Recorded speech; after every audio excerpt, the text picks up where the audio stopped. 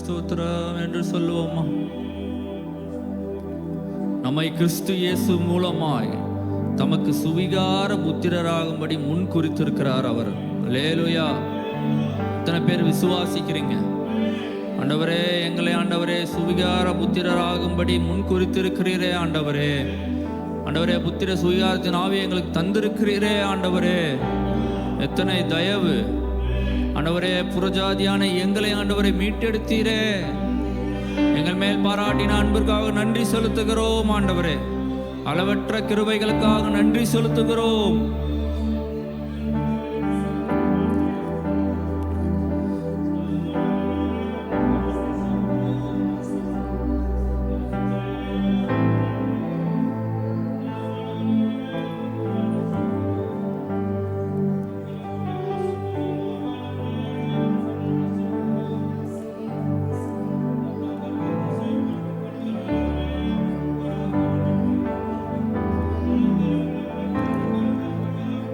பவுல் இப்படியாக எழுதி வைத்திருக்கிறார், உயர்வானாலும் தாழ்வானாலும் வேறெந்த சிருஷ்டியானாலும் உடைய கர்த்தராகிய கிறிஸ்து இயேசுவினுள்ள தேவனுடைய அன்பை விட்டு நம்மை பிரிக்க மாட்டாது என்று நிச்சயித்திருக்கிறேன். எத்தனை பேருக்கு இந்த நிச்சயம் இருக்கிறது? அல்லேலூயா என்று சொல்லுவோமா? எந்த காரியமானாலும் என்னை கர்த்தருடைய அன்பை விட்டு பிரிக்காது, அந்த நிச்சயம் எங்களுக்கு இருக்கிறது என்று சொல்லுகிறவர்கள் அல்லேலூயா என்று சொல்லுவோமா? அல்லேலூயா! தேவனுடைய அன்பை விட்டு எந்த காரியம் என்னை பிரிக்காது.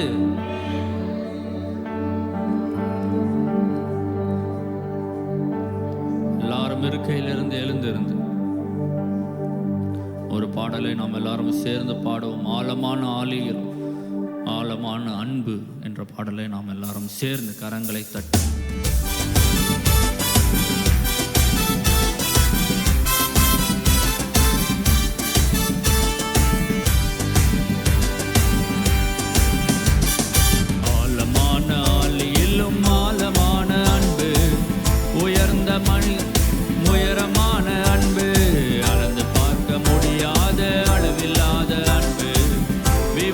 முடியாத அற்புத அன்பு, ஆழமான ஆழியிலும் ஆழமான அன்பு, விவரிக்க முடியாத அற்புத அன்பு, அளந்து பார்க்க முடியாத அளவில்லாத அன்பு, விவரிக்க முடியாத அற்புத அன்பு. இயேசுவின் அன்பு இது ஒப்பில்லாத அன்பு, புறம்பே தள்ளாத பூரண அன்பு. இயேசுவின் அன்பு இது ஒப்பில்லாத அன்பு, புறம்பே தள்ளாத பூரண அன்பு. இது ஒப்பில்லாத அன்பு, பூரண அன்பு. இது ஒப்பில்லாத அன்பு, பூரண அன்பு.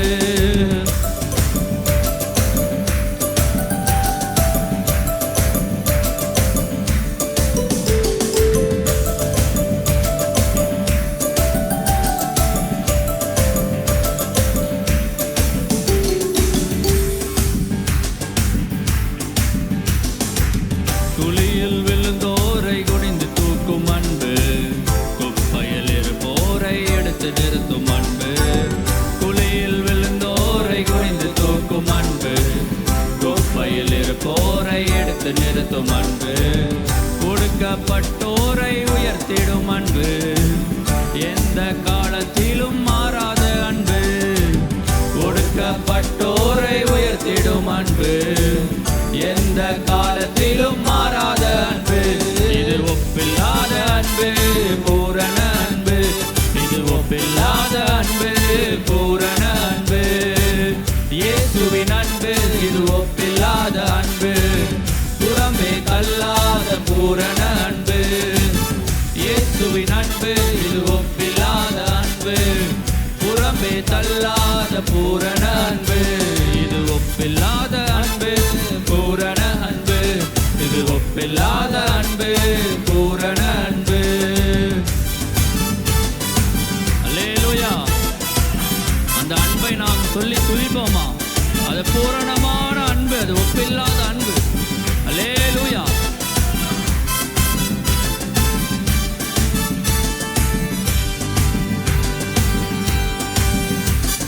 மனிதர்கள் மாறினாலும் மாறிடாத அன்பு,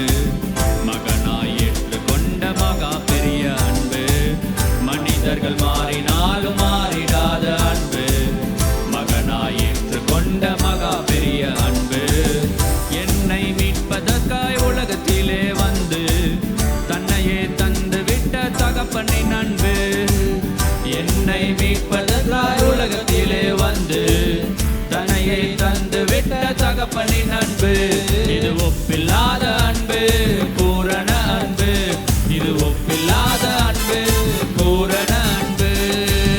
இயேசுவின் அன்பு இது ஒப்பில்லாத அன்பு, புறம்பே தள்ளாத பூரண அன்பு. இயேசுவின் அன்பு இது ஒப்பில்லாத அன்பு, சொல்லி பாடுவோமா? தள்ளாத பூரண அன்பு, இது ஒப்பில்லாத அன்பு, பூரண அன்பு, இது ஒப்பில்லாத அன்பு, பூரண அன்பு.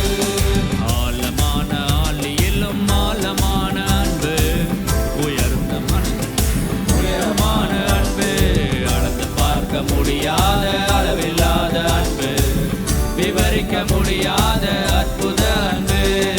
ஆழமான ஆழியிலும் ஆழமான அன்பு, உயர்ந்த மலைகளிலும் உயரமான அன்பு, அளந்து பார்க்க முடியாத அளவில்லாத அன்பு, விவரிக்க முடியாத.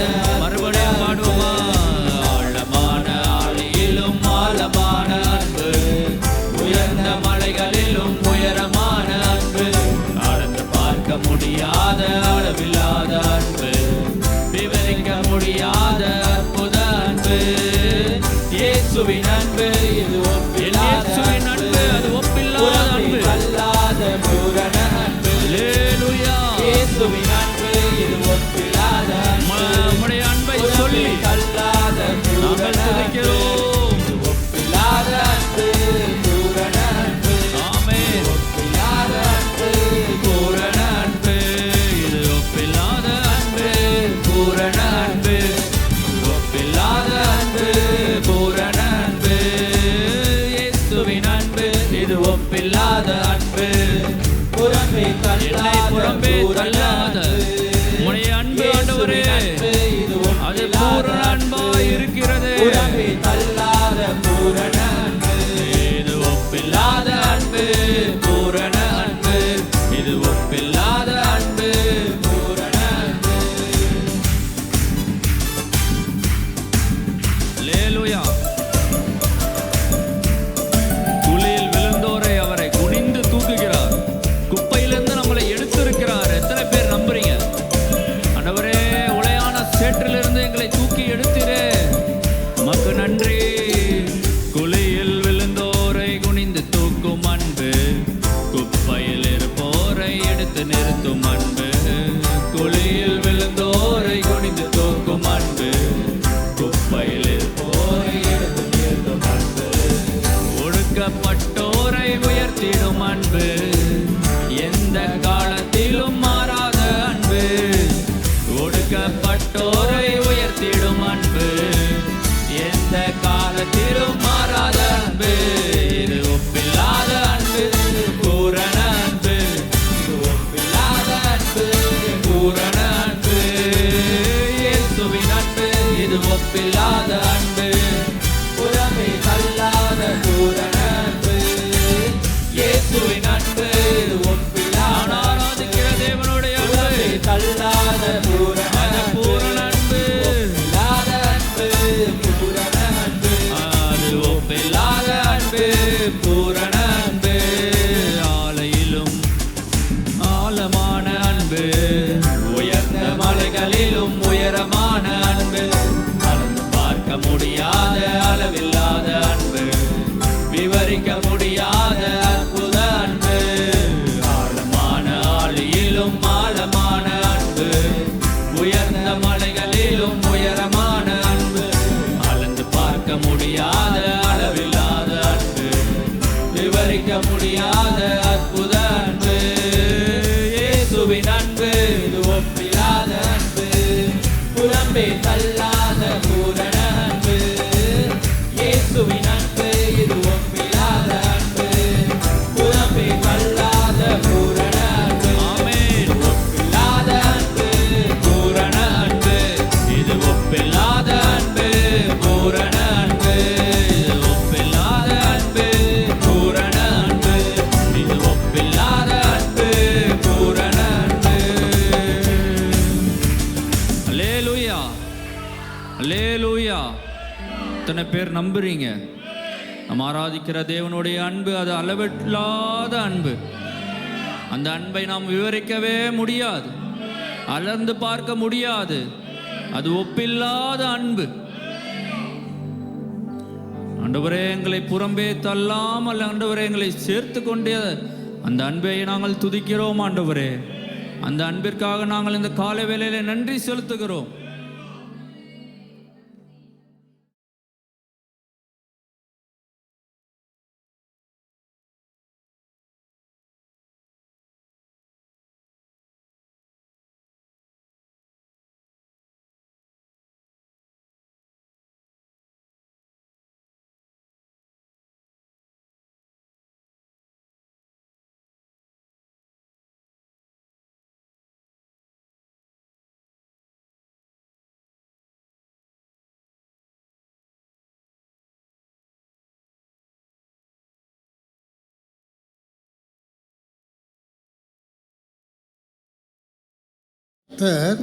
உங்கள் நடுவிலே அற்புதங்களை செய்வார். அவர் ஒருவராய் பெரிய காரியங்களை செய்கிறவர், எண்ணி முடியாத அதிசயங்களை செய்கிறவர் நம்முடைய தேவன். அவர் பேரே அற்புதம், வண்டர். அவர் அதிசயமானவர்.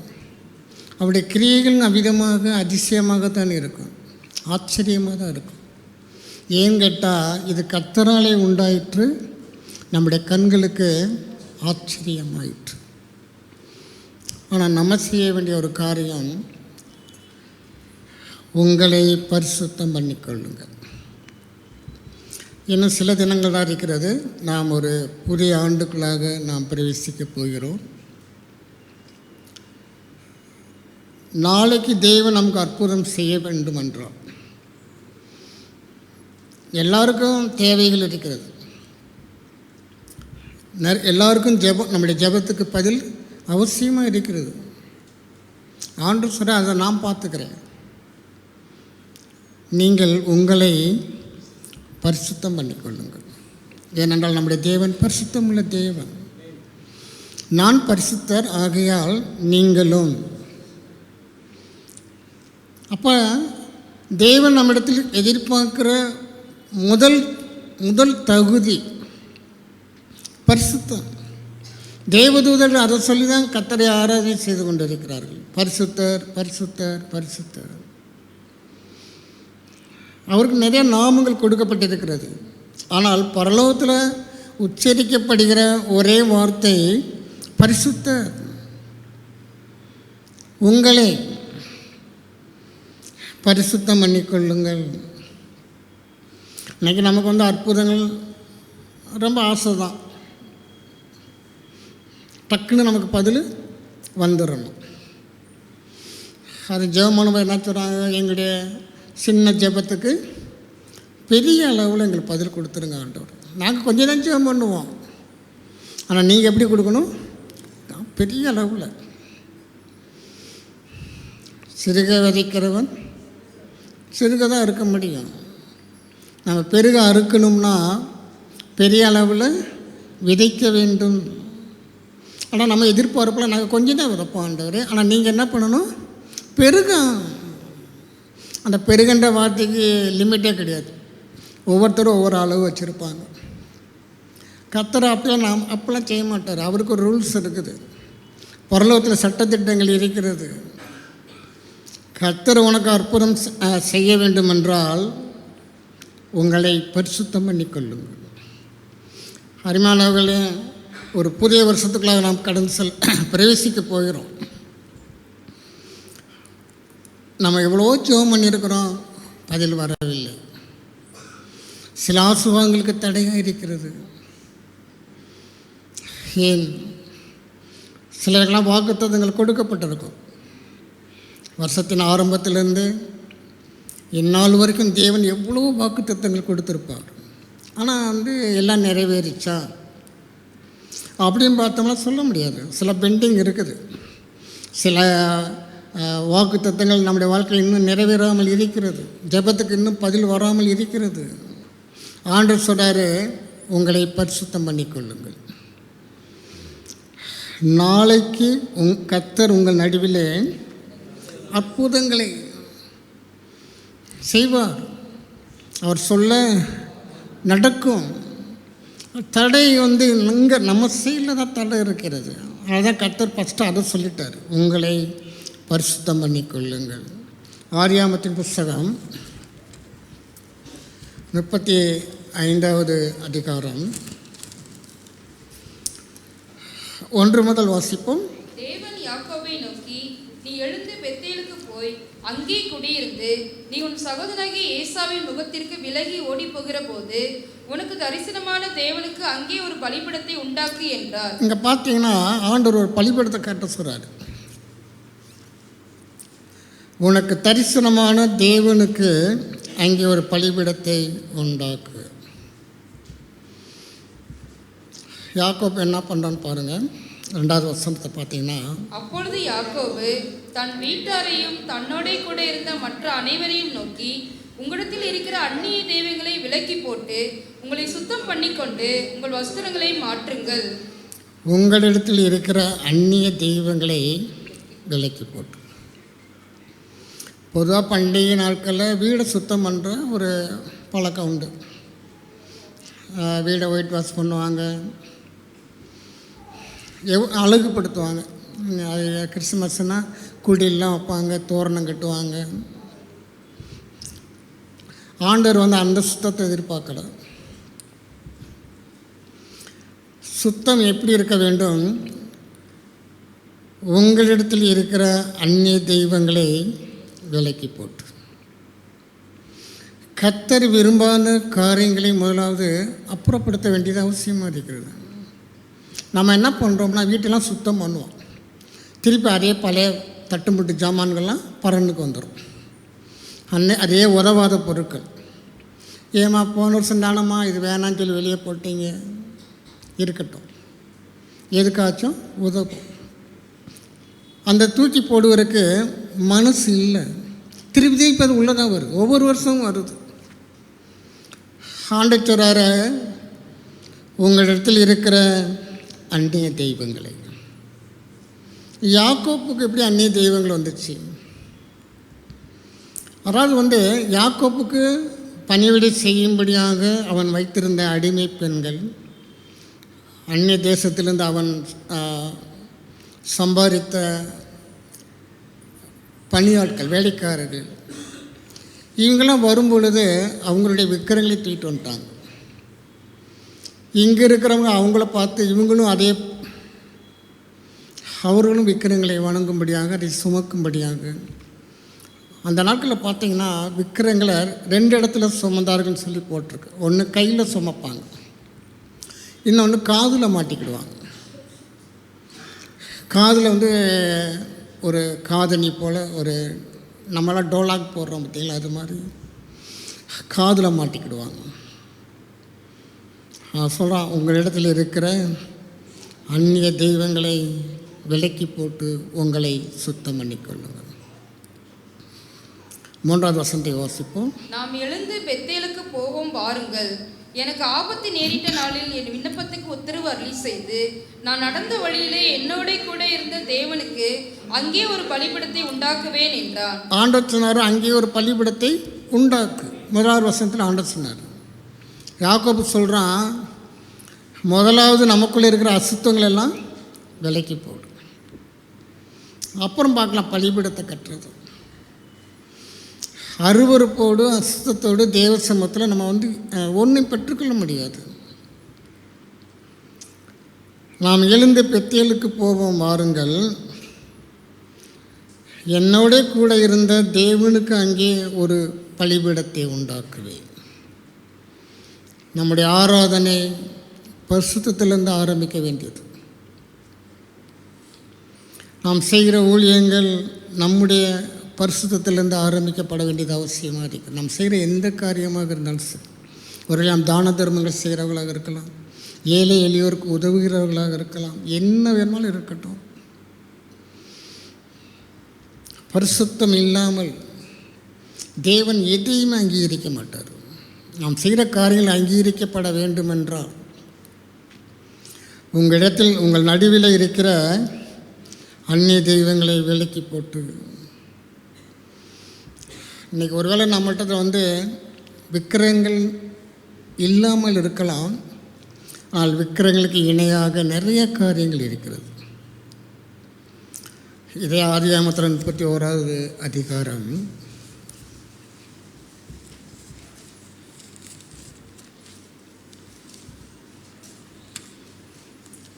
19 வசனத்தை வாசிப்போம். லாபான் தன் நாடுகளை மயிருக்கு தரிக்க போயிருந்தான். அந்த சமயத்திலே ராகேல் தன் தகப்பனுடைய சுரூபங்களை திருடிக் கொண்டாள். எடுத்துக்கொண்டால் போடலை பாருங்களேன். தகப்பனுடைய பொருள் தன் வீட்டில் தான் இருக்கிறா, ஆனால் வேதம் சொல்லுகிறது திருடி கொண்டாள். அவன் ஏன் திருடுனான்னா வேதாகமத்தில் நமக்கு அது டைரெக்டாக கொடுக்கப்படலை. அந்த நாட்களில் லாபான் இருந்த அந்த பிரதேசத்தில் இந்த குறிப்பிட்ட சுரூபம் யார்கிட்ட இருக்கிறதோ அவங்களுக்கு 2 மடங்கு போர்ஷன் அவங்களுக்கு கொடுக்கணும். ஆண்டவர் சொன்னார் ஆபிரகாமுக்கு, முதல் பிறந்த தலைமகனுக்கு சேஷ்ட புத்திரப்பாகவும் கொடு, அவனுக்கு ரெட்டத்தனையான ஷேர் கொடுக்கணும், டபுள் போட்டு கொடுக்கணும் அவனுக்கு. ஆனால் லாபான் இருந்த ஏரியாவில் எப்படின்னு கேட்டிங்கன்னா, இந்த குறிப்பிட்ட சுரூபம் யாருக்கிட்ட இருக்குதோ அவங்களுக்கு லாபாண்ட சொத்தில் 2 மடங்கு கொடுத்தாகணும். ஆனால் தான் லாபான் பின்தொடர்ந்து ஓடி வர்றான், ஜீவன் தப்ப ஓடி வர்றான். இந்த பொம்மை போச்சுன்னா இன்னொரு பொம்மை வாங்கிக்கலாம். ஆனால் இந்த சுரூபம் யார்கிட்ட இருக்கிறதோ அவங்களுக்கு லாபாண்ட சொத்தில் 2 மடங்கு டபுள் போர்ஷன் கொடுக்கணும். யாருமே கிளைம் பண்ணிக்கலாம், இந்த ஒரு சுரூபம் என்கிட்ட தான் இருக்குது, ஒரு சொத்தில் எனக்கு இவ்வளோ பங்கு எனக்கு கொடுத்து தான் ஆகணும். இன்னொரு காரியம் என்னன்னு கேட்டிங்கன்னா, நீங்கள் நியாயாதிபதி புஸ்தகத்தில் வீட்டில் போய் படிங்க, இப்போ நேரம் இல்லை, 17-18 அதிகாரத்தை நீங்கள் படித்து பார்த்தீங்கன்னா, சுரூபங்களில் கடையில் வாங்கி வச்சா ஆசீர்வாதம் கிடையாதான். ஒரு விக்கிரத்தையோ ஒரு பொம்மையோ கடையில் காசு கொடுத்து வாங்கினா அதில் ஆசீர்வாதம் கிடையாதான். அடுத்த இடத்துல போய் திருடி கொண்டாந்து வைக்கணுமா. விக்கிரகமே பாவம், இதில் திருடி கொண்டாந்து வைக்கணுமா. அன்றைக்கி இருந்த காரியங்கள், சமுதாயத்தில் இருந்த காரியங்கள். அப்படி திருடி கொண்டாந்து வச்சாதான் அது ஆசீர்வாதத்தை கொடுக்குமா. அன்றைக்கி இருந்த நம்பிக்கை. இவளுக்குள்ளாக ஏன் அந்த சுரூபத்தை திருடுனான்னு கேட்டேன்னா, இவள் நினச்ச எத்தனை சுரூபங்களால் வாங்க முடியும், அவள் கையில் அந்த அளவுக்கு இருக்குது, ஆசீர்வாதங்கள் இருக்கிறது. ஆனால் திருடுனாதான் ஆசீர்வாதம், திருடுறதே பாவம். அப்புறம் எங்கேருந்து ஆசீர்வாதம் வரும்? ஆண்டவராரு உங்கள் நடுவில் இருக்கிற அந்நிய தெய்வங்கள் எல்லாத்தையும் அது விலைக்கு போடு. இன்றைக்கெல்லாம் விற்கிறவங்களை எதுக்காண்டி வழங்குறாங்க? பரிசுத்தத்துக்காண்டியாக வணங்குறாங்க. யோசித்து பாருங்கள். கொள்ளையடிக்கிறான், அநியாயம் பண்ணுறான், அக்கிரமம் பண்ணுறான், ஒரு சேரை கொண்டு போய் அங்கே கொடுத்துட்டு வந்துடுறான். இன்னும் நீ ஆஸ்வதி. சமீபத்தில் ஒரு மலை மேலே இருக்கக்கூடிய ஆந்திராவில் இருக்கக்கூடிய ஒரு கோயிலில் ஒரு பக்தன் 10 கோடி ரூபாய் மதிப்புள்ள நகைகளை காணிக்கையாக கொடுத்துருக்குறான். 10 கோடி. சாமானியர்கள் அதை 10 கோடியை வாழ்நாளெல்லாம் சம்பாதிச்சா கூட பார்க்க முடியாது. மாத சம்பளம் வாங்குகிறவங்க, நேர்மையாக சம்பாதிக்கிறவங்க 10 கோடி ரூபாயை சம்பாதிக்க முடியாது. அப்போ அந்த மனுஷன் அதை எப்படி சம்பாதிச்சிருப்பான்? இவ்வளோ பெரிய காணிக்கை கொடுக்குற என்ன சொல்லி ஜெயிச்சிருப்பான்? நான் ஒரு கெட்டவன், ஒரு பொல்லாதவன், என்னை மன்னிச்சிருங்க, நான் பரிசுத்தமாக வாழணும்னா ஜெபம் பண்ணியிருப்பான். இன்னும் கொள்ளையடிக்கணும், அதுக்கு நீ எனக்கு உதவி செய்யணும். அடுத்த வரும்போது நான் 20 கோடி கூட நான் கொடுப்பேன். அருமையானவர்களே, நீங்கள் இந்த பொம்மைகளை வச்சு வழிபாடு பண்ணுறதை நீங்கள் கவனித்து பார்த்தீங்கன்னா எல்லாமே பொருளாசை, பண ஆசை. நான் இன்னும் பணம் சேர்க்கணும், நான் இன்னும் பெரிய ஆள் ஆகணும். அது பசு மாட்டோட பின்புறத்தில் ஆராதனை செய்கிறான், தலையை விட்டுறான். தலைக்கு தானே மரியாதை கொடுக்கணும். ஆனால் பசு மாட்டுக்கு பின்புறத்தில் உட்காந்து பூஜை பண்ணுறோம். என்னடான்னு கேட்டால் அது வழியாக தான் கண்ணுக்குட்டி வருது, அது எனக்கு லாபம் கொடுக்குது. கீழே பால் கொடுக்குது, மேலே கண்ணுக்குட்டி கொடுக்குது. அதனால் நான் பின்புறத்தில் அதுக்கு நான் பூஜை செய்கிறேன். அதே பின்புறத்து தானே கழிவும் வருது, அப்போ நீ அதுக்கும் சேர்த்து தானே அது பண்ணுறான். ஆமான்றான், மூத்திரத்தை குடிக்கிறான். காரணம் என்னன்னு கேட்டிங்கன்னா, அதனால் வரக்கூடிய லாபம், அதனால் வரக்கூடிய ஐஸ்வர்யம். அருமையானவர்களே, கர்த்தரை போல ஆசீர்வதிப்பதற்கு இந்த உலகத்தில் யாருனாலும் முடியாது. அது ஆசீர்வாதம், ஆனால் அதில் வேதனை இருக்கும். நீங்கள் பார்த்தீங்கன்னா கோடி கோடியாக சம்பாதிக்கிறான், ஆனால் கர்த்தர் வகுத்த ஒரு சின்னதாக தான் படிச்சிருக்கிறார். இதுக்கு மீறி நீ சாப்பிட முடியாது. நீ நினச்சா கூட கோடி ரூபா என்கிட்ட இருக்குன்னு சொல்லி ஹோட்டலுக்கு போய் 5 நாளைக்குரிய உணவை சேர்த்து வயிற்றில் சாப்பிட முடியாது. அவ்வளோதான் கர்த்தர் உனக்கு லிமிட் பண்ணி வச்சுருக்கிறாரு. இதுக்கு மேலே நீ விரும்பினா கூட சாப்பிட முடியாது. அப்புறம் ஏன் இதுக்கு போட்டு இவ்வளோ? அதாவது தேவன் என்ன பண்ணார், இன்றைக்கி உனக்கு எவ்வளோ தேவையோ அவ்வளோ எடுத்துக்க. அன்லிமிட்டெட் ஃபுட்டு தான், அளவுலாம் சொல்லலை. நாளைக்கு நான் உன்னை போஷிப்பேன். நீ நாளைக்கு சேர்த்து இன்றைக்கி எடுத்து வைக்காத. அப்படி எடுத்து வச்சேன்னா கெட்டு போயிடும், நாத்தம் எடுக்க ஆரம்பிச்சிடும். தேவன் போஷிக்கிற விதமே ரொம்ப வித்தியாசமாக இருக்கும். கர்த்தர் தொட்டுக்க வச்சுக்கெல்லாம் செய்ய மாட்டார். காடைகளை அனுப்புனார், 50,000 குவித்தார்கள். பாளையத்துக்கு இங்கிட்டு ஒரு குறிப்பிட்ட தூரம் கர்த்தர் குமிச்சிட்டார். இவனுக்கு மெல்றதுக்கு தான் முடியலை. 1 நாள் கட்டியா 2 நாள் கட்டியா, நான் 30 நாள் தரேன், தின்னு பாரு. அருமையானவர்களே, இந்த சத்தியமாக தெரியாமல் மனுஷன் என்ன பண்ணுறான்னா, பிசாசுகளுக்கு பின்பதாக எப்படியாவது சம்பாதிக்கணும், எப்படியாவது லாபமாக, எப்படியாச்சும் நம்ம பெரிய ஆள் ஆகணும். கர்த்தருடைய ஆசீர்வாதம் மட்டும்தான் ஐஸ்வர்யத்தை கொடுக்கும். இந்த சத்தியத்தை நம்ம மனதில் வச்சுருந்தோம்னா நமக்கு பொருளாசையே வராது. அநியாயமாக சம்பாதிப்பதற்கு நம்முடைய மனசு வரவே வராது. நியாயமான சம்பாத்தியம், நேர்மையான சம்பாத்தியம். இன்றைக்கெல்லாம் வியாபாரிகள்லாம் பார்த்தீங்கன்னா தீபாவளிக்கு ஒரு ரேட்டு வச்சுக்கிறான், கிறிஸ்மஸுக்கு கூட ஒரு 300 ரூபா எக்ஸ்ட்ரா வச்சுக்கிறான். அதெல்லாம் பார்க்கும்போது எனக்கெல்லாம் வேதனையாக இருந்தது. நீ கிறிஸ்தவங்கிட்ட 300 ரூபா எக்ஸ்ட்ரா வாங்கி நீ வாழ்ந்துருவியா? கர்த்தர் உன்னை ஆசீர்வதிப்பாரா? தீபாவளி நேரத்தில் ஒரு டீம் போயிருக்கிறாங்க, பர்ச்சேஸ் பண்ணிட்டு வந்துட்டாங்க. நான் எங்கள் மாமிக்கு ஒரு புடவை எடுக்கணும்னு சொன்னாங்க சொல்லி நான் கிறிஸ்மஸ் டைமில் நான் போனேன். எடுத்துகிட்டு வந்தால் அவங்க சொல்கிறாங்க, இதே புடவை தான் நாங்களும் வாங்கியிருக்கிறோம், 300 ரூபா கம்மியாக இருக்குது. அப்படி பார்த்தா ஒவ்வொரு கிறிஸ்மஸ்லேயும் அவன் அப்படி தான் பண்ணிக்கிட்டு இருக்கிறான். ஓ, இப்போலாம் கொள்ளை அடிக்கிறியா? நீ அடிக்கிறான். ஆனால் தேவன் அதை பார்த்து கொண்டிருக்கிறார். ஆசீர்வாதத்துக்காக இவன் என்ன பண்ணிட்டா, தன் தகப்பனுடைய சுரூபங்களை திருடி கொண்டார்.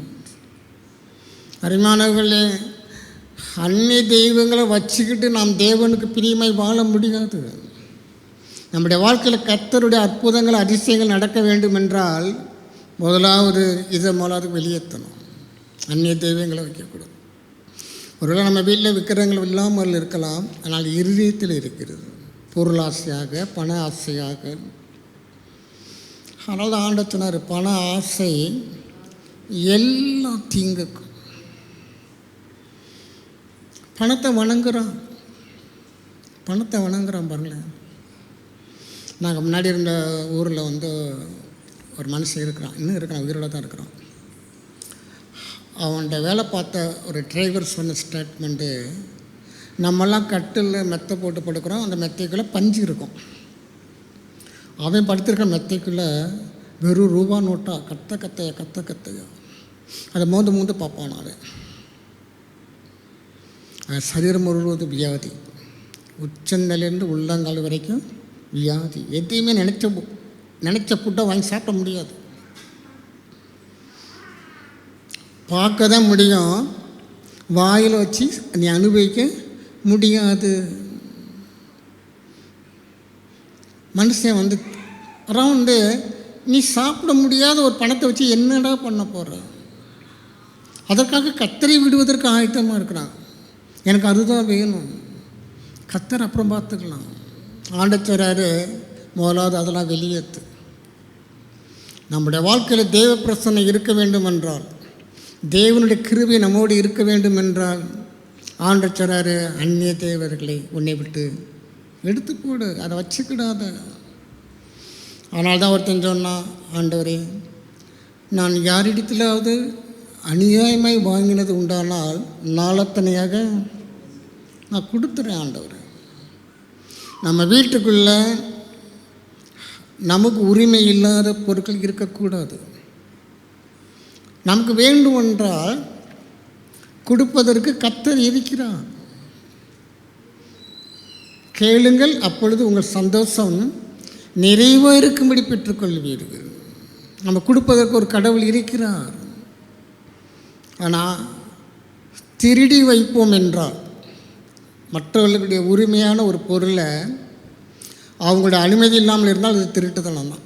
நம்ம வீட்டில் இருக்கக்கூடாது. ஆண்டவரால் வெளியேற்று. பிறருக்கு சொந்தமான ஒரு பொருளை நாம் அநியாயமாக அபகரிப்போம் என்றால் அல்லது திருட்டுத்தனமாக எடுத்து வைப்போம் என்றால் அது நமக்கு ஆசீர்வாதத்தை கொடுக்காது. அந்த 35வது அதிகாரத்தில்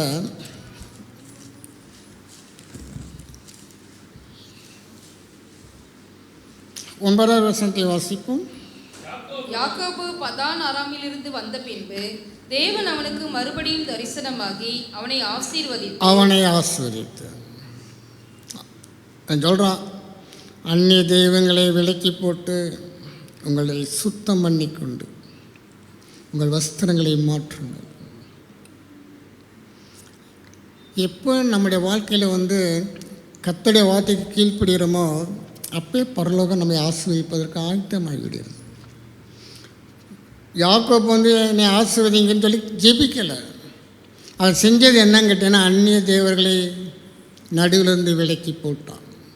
உடனே பரலோகம் சொல்லுது, அவனை ஆசீர்வதித்து 10வது வசனம், இப்பொழுது உன் பேர் யாக்கோபு, இனி உன் பேர் யாக்கோபு எண்ணப்படாமல் இஸ்ரவேல் என்று உனக்கு பேர் வழங்கும் என்று சொல்லி அவனுக்கு இஸ்ரவேல் என்று பெயரிட்டார். தொடர்ந்து, பின்னும் தேவன் அவனை நோக்கி, நான் சர்வ வல்லமையுள்ள தேவன், நீ பழுகி பெறுவாயாக. ஒரு ஜாதியும் பற்பல ஜாதிகளின் கூட்டங்களும் உன்னிடத்தில் உண்டாகும், ராஜாக்களும் உன் சந்ததியில் பிறப்பார்கள். நான் ஆபிரகாமுக்கும் ஈசாக்கும் கொடுத்த தேசத்தை உனக்கு கொடுப்பேன், உனக்கு பின் உன் சந்ததிக்கும் இந்த தேசத்தை கொடுப்பேன் என்று சொல்லி, ராஜாக்களும் உன் சந்ததியில் பிறப்பார்கள். ஆண்டவர் பிறக்க போகிற சந்ததியிலுமே ராஜ வம்சத்தை மாற்றுறார். இவனும் ராஜவம்சம் கிடையாது. அந்நிய தேவர்களை உங்கள் நடுவிலே நீங்கள் என்ன பண்ணுங்கள், விலக்கி போடுங்க. விக்கிர வழிபாடுடைய அடிப்படையே என்னதம்மா, பொருளாசை, மாம்ச இச்சை. இது 2 தான். நீங்கள் நீ உட்காந்தாலும் கொஞ்சம் படிங்க. விக்கிர வழிபாடு நடக்கக்கூடிய அந்த அவங்களுடைய எந்த எண்ணத்தோடு போகிறான், அங்கே என்ன நடக்குது. வாய் நிறையா சாராயத்தை ஊற்றிக்கிட்டு அங்கே போய் நெடுஞ்சான விழுறான். தேவசமத்தை அப்படி நம்ம வந்துட முடியுமா? அங்கே பரிசுத்துக்கெல்லாம் முக்கியத்துவமே கிடையாது. எப்படி இருந்தாலும் வாழ்ந்துக்கலாம், மனம் போல் வாழ்ந்துக்கலாம், அநியாயம் பண்ணலாம், அக்கிரமம் பண்ணலாம். ஆனால் முடிவு மரணம் என்று வேறு சொல்லப்பட்டிருக்கிறது. அருமையானவர்களே, நம்முடைய தேவன் நம்மளை மரணத்துக்கென்று அழைக்கவில்லை, மரணத்துக்கென்று நம்மை தெரிந்து கொள்ளவில்லை, நாம் வாழ்ந்திருக்கும்படியாக. இம்மையிலும் மறுமையிலும் தேவன் நம்மளை ஆஸ்வதிக்கிற தேவன், நூறத்தினே ஆஸ்வதிக்கிற தேவன் நம்முடைய தேவன். ஆனால் நம் மத்தியில் நடுவில் சொரூபங்களையும் விக்கிரங்களையும் இதயத்தில் நாம் வைத்து கொண்டிருப்போம் என்றால் அதெல்லாம் முதலாவது எடுத்து வெளியே போடணும். அற்புதங்களை செய்கிறவர் நம்முடைய தேவன், அதை அவர் பார்த்து கொள்ளுவார். நம்ம அதுக்காக விழுந்து ஜெபிக்க வேண்டிய அவசியம் இல்லை. நம்ம எதற்காக பிரயாசப்படணும், எல்லாத்தையும் அப்புறப்படுத்தி சுத்தம் பண்ணும்படியாக. அந்நிய தெய்வங்களை விலக்கி போட்டு உங்களை என்ன போட்டிருக்கு, சுத்தம் பண்ணி கொண்டிருக்க. வஸ்திரங்களை மாற்றுங்கள். அருமையானவர்களே, இதுக்கெல்லாம் ஆவிக்குரிய அர்த்தங்கள் நமக்கு எல்லாருக்கும் தெரியும், தெரியாத சப்ஜெக்ட் கிடையாது. ஆனால் கிரியையிலே இருக்க வேண்டும். கர்த்தர் சொல்றாரு, நான் ஆபிரகாமுக்கும் ஈசாக்கும் கொடுத்த தேசத்தை உனக்கு கொடுப்பேன், உனக்கு பின் உன் சந்ததிக்கும். அவன் இதெல்லாம் டிமாண்டே பண்ணலை. பாருங்களேன், ஒருத்தன் ரொம்ப புத்திசாலியாக சொத்து சேர்க்குறான், அடுத்த சந்ததி அதை சிம்பிளாக ஒன்றுமில்லாமாக்கிறான். வேதத்துலேயும் அப்படியே சொல்லப்பட்டிருக்கிறது. நம்ம எவ்வளோ திறமையாக, எவ்வளோ சாமர்த்தியமாக என்னவோ பண்ணி சொத்து சேர்த்துடலாம். ஆனால் அடுத்த சந்ததியை தக்க வைத்து கொள்ளணுமே, அதுக்கு தேவனுடைய கிருபை இருந்தால் மட்டும்தான் முடியும். இன்றைக்கெல்லாம் பார்த்தீங்கன்னா 10 தலைமுறைக்கு சொத்து சேர்க்குறான். நீ எத்தனை தலைமுறை சேர்த்தாலும் கூட ஒரே ஒரு பூச்சியை தேவனை அனுப்புனா போதும், எல்லாம் தின்னு போட்டு போயிடும், இருக்காது. ஆண்டுங்க வாக்கு கொடுக்குறாரு, உனக்கு பின் உன் சந்ததிக்கும் இந்த தேசத்தை நான் கொடுப்பேன், உங்களை பரிசுத்தம் பண்ணி கொள்ளுங்கள். இந்த ஆண்டில் தேவன் நமக்கு சில நன்மைகளை கொடுக்காமல் போனதுக்கு காரணம் ஒருவேளை நம்முடைய அசுத்தம் காரணமாக இருக்கலாம், பரிசுத்த குறைவாக இருக்கலாம், தேவன் விரும்பாத காரியங்கள் நம்மிடத்தில் இருக்கலாம். நாம் நம்மை தேவ சமூகத்தில் இதயத்தில் சுத்தமுள்ளவர்கள் பாக்கியவான். இதயம் சுத்தமாக இருக்க வேண்டியது அவசியமாக இருக்குது. அங்கே விக்கிரகத்துக்கு இணையான எந்த பாவமும் இருக்கக்கூடாது. அதிலே 16வது வசனத்தை வாசிப்போம். பின்பு பெத்தேலை விட்டு பிரயாணம் புறப்பட்டார்கள். எப்ராத்தாவுக்கு வர இன்னும் கொஞ்ச தூரமாய் இருக்கும்போது ராகேல் பிள்ளை பெற்றாள்.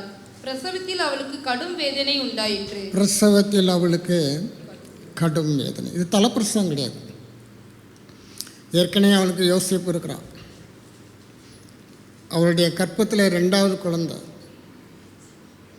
ஆனால் கடும் வேதனை. சுரூபம் இருந்துச்சுன்னா வேதனை இருக்கும், ஒருவேளை அது கடுமையாகவும் இருக்கலாம். உள்ள அசுத்தத்தை வச்சுக்கிட்டு நம்முடைய வாழ்க்கையில் சுவிச்சத்தை பெற்றுக்கொள்ள முடியாது.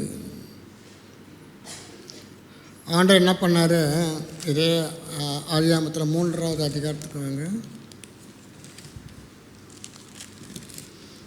ஏவாளுக்கு சொன்ன ஒரு காரியம் 16வது வசனத்தை வாசிப்போம். அவர் ஸ்திரீயை நோக்கி, நீ கர்ப்பவதியாய் இருக்கும்போது உன் வேதனையை மிகவும் பெருக பண்ணுவேன், வேதனையோடைய பிள்ளை பெறுவாய். உன் வேதனையை மிகவும் பெருக பண்ணுவேன், வேதனையோடு பிள்ளை பெறுவாய். திருப்பி வேதனை தான் ஆண்டவர் ப்ரொனவுன்ஸ் பண்ணுறது. ஏன் கேட்டால் பாவத்தின் சம்பளம். சுரூபத்தை திருடின்னு மறைச்சி வச்சுக்கிட்ட, அது புருஷனுக்கும் தெரியாது, பெத்த தகப்பனுக்கும் சாமர்த்தியமாக மறைச்சிக்கிட்ட தேவனை ஏமாற்ற முடியாது. கர்த்தர் எல்லாத்துக்கும் ஒரு நேரம் வச்சுருப்பார், எல்லாத்தையும் ஏமாற்றலாம், ஆனால் கர்த்தரை முடியாது. சரியாக கர்த்தர் பிரசவ நேரத்தை பிடிச்சிட்டார். அதில் என்ன போடப்பட்டிருக்குது, அந்த 35வது அதிகாரத்தில் 17வது வசனத்தை வாசிங்க. பிரசவிக்கும் போது அவளுக்கு கடும் வேதனையாய் இருக்கையில், மீண்டும் அந்த வார்த்தை தான் உபயோகப்படுத்தப்படுகிறது. கடும் வேதனை, கடும் வேதனை. தகப்பன் தேடி வரான், என் சுரூபங்களை கொடுத்துரு. யார் எடுத்தான்? இவன் போட்டுட்டு அது மேலே ஏறி உட்காந்துக்கிட்டான். கர்த்தர் அங்கே தான் ஆப்போச்சு. அருமையானவர்களே, கர்த்தர்கிட்டலாம் விளையாடக்கூடாது. ஏன்னா அது நமக்கு தீமையை கொண்டுட்டு வரும். சுரூபங்களை திருடிய இவளுக்கு தான் வேதனை வந்தது, மற்றவங்களுக்குலாம் யாரும் பிரச்சனை இல்லை, அவங்களும் பிள்ளைகளை பெற்றார்கள். ஆனால் ஆண்டவர் இதை எழுதி வச்சிருக்கிறார், கடும் வேதனை. 18வது வசனம். மரண காலத்தில் அவள் ஆத்துமா பிரியும் போது, அடுத்தபடியாக மரணம், மரண காலம் அவள் சந்திச்சா பாருங்களேன். தான் மரிக்க போகிறோம் என்பதை அவள் அறிந்தாள். தேவன் எல்லாரையும் கானான் தேசத்துக்கு கூட்டிகிட்டு போயிட்டாரு. இந்த குறிப்பிட்ட நபரை பாதி வழியிலே ஸ்டாப் பண்ணிட்டார். காரணம் என்னன்னு கேட்டீங்கன்னா, சுரூபங்களை திருடி வைத்த ஒருத்தன். இன்றைக்கி நம்ம யாருக்கும் தெரியலை, கணவனை மறைச்சிடும் அல்லது மனைவிக்கிட்ட மறைச்சிட்டோம். யாருன்னா நீங்கள் மறைச்சிக்கலாம், அது சாத்தியம்.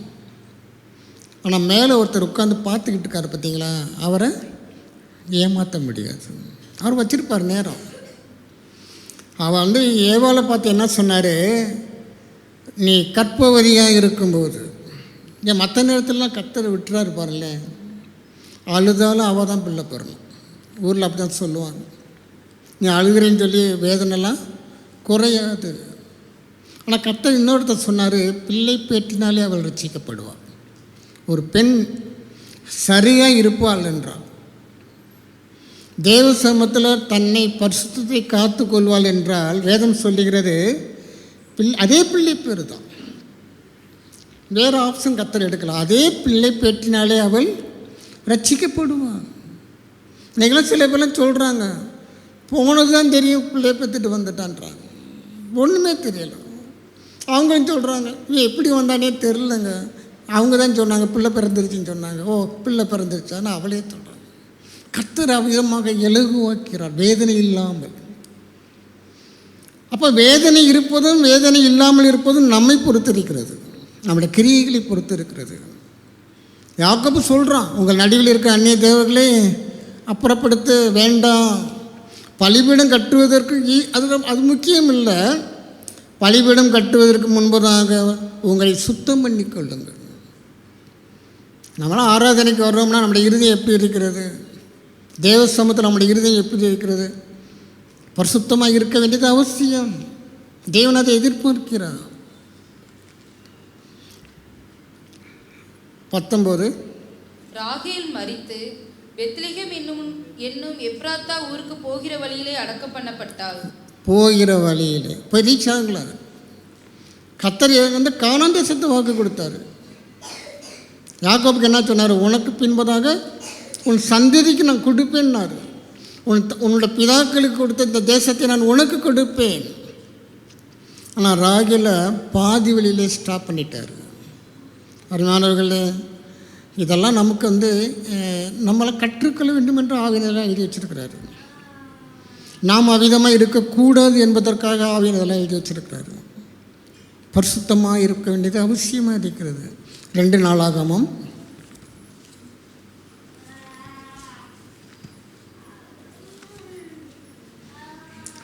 29வது அதிகாரம்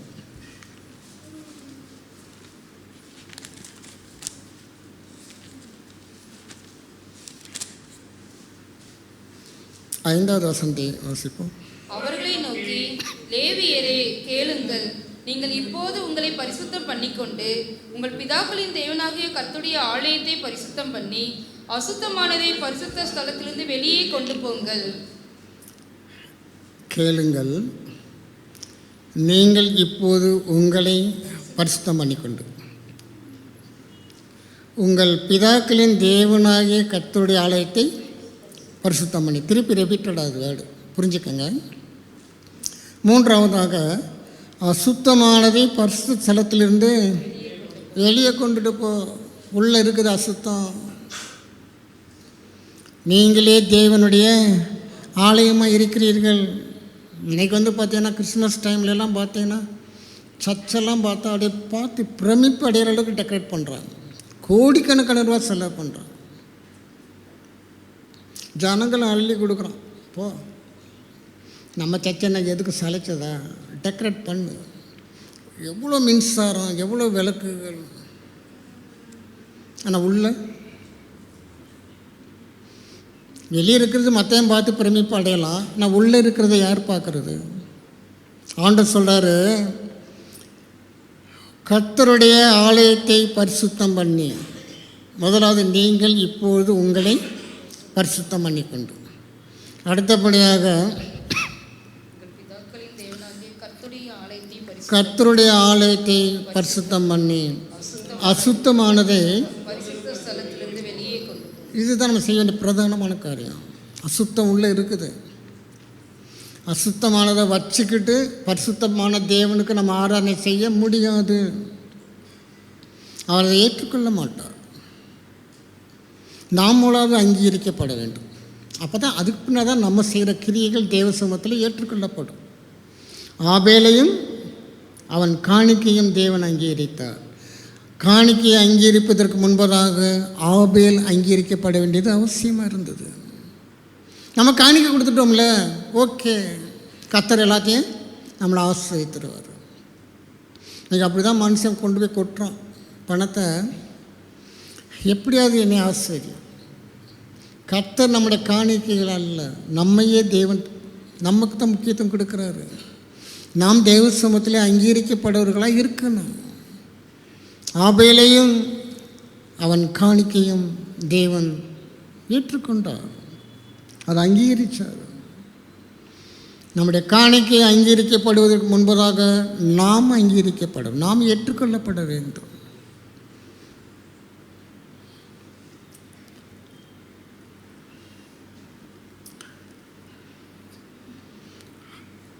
கர்த்தருடைய ஆலயத்தை பரிசுத்தம் பண்ணி அசுத்தமானதை பரிசுத்த ஸ்தலத்திலிருந்து வெளியே கொண்டுட்டு போ, அது தேவன் அங்கீகரிக்க மாட்டார். மார்க் 7வது அதிகாரம்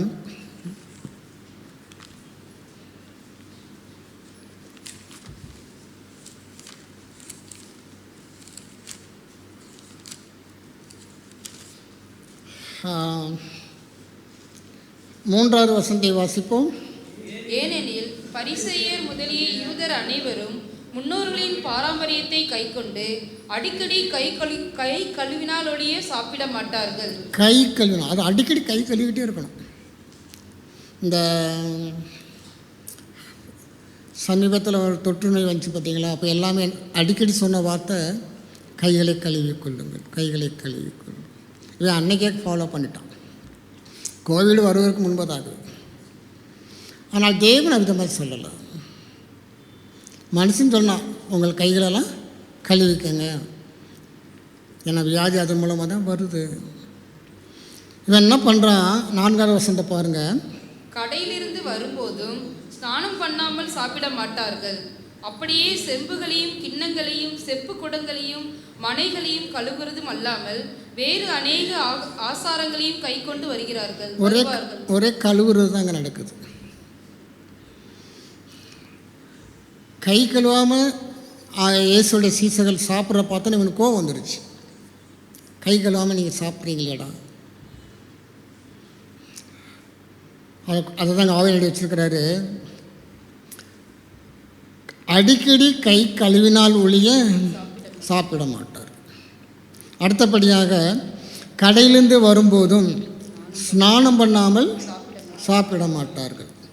அப்படியே செம்புகள் கிண்ணங்கள் செப்பு குடங்கள் மனைகள் இவ்வளவு ஒரு கழுவினா தான் அவர் ஏற்றுக்கொள்ளப்படுவார். ஐயா சுத்தமாக இருக்கிறாரு. ஆனால் இது புறம்பான அலங்க, புறம்பான சுத்தம். நான் இதை காட்டும் கர்த்தர் நம்மிடத்தில் எந்த சுத்தத்தை எதிர்பார்க்குறாரு? தேவனுடைய ஆலயத்து சுத்தம் பண்ணிட்டு அசுத்தமானதை வெளியே கொண்டுட்டு வா. நம்ம தான் தேவனுடைய ஆலயம், நம்முடைய இருதயம் தேவன் தங்குற ஆலயமாக இருக்கிறது.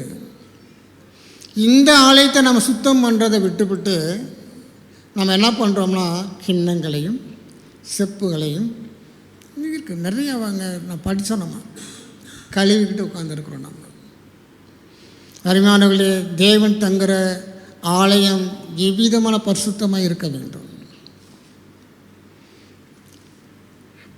உங்களை பரிசுத்தம் பண்ணிக்கொள்ளுங்கள், நாளைக்கு தேவன் உங்கள் நடுவிலே அற்புதங்களை செய்வார். ஆண்டவர் சொல்கிறார், 24 ஹவர்ஸ்க்குள்ள உனக்கு நான் அற்புதங்கள் செய்யறதுக்கு நான் ரெடியாக இருக்கிறேன். உங்களை பரிசுத்தம் பண்ணிக்கொள்ளுங்கள். நாளைக்கு அற்புதம் வேணும்னா ஒரு நாள் முன்னாடியே நீ பரிசுத்தமாக இருக்கணும். ஃபஸ்ட்டு கிளீன்லெஸ், ஃபஸ்ட்டு பரிசுத்தம் பண்ணிக்கோ. அசுத்தமான ஒன்றிலிருந்து எடுத்து போடு, முதலாவது அதை செய்ய. அற்புதங்களை செய்கிறதை நான் பார்த்து கொள்ளுகிறேன். இன்றைக்கி நமக்கு அந்த அற்புதங்கள் தான் ஃபஸ்ட்டு பிரியாரிட்டி இருக்குது. கர்த்தர் அப்பெல்லாம் மேஜிக்காக ஒன்றும் செய்ய மாட்டார். நம்ம செய்ய வேண்டியதை செஞ்சால் ஒழிய.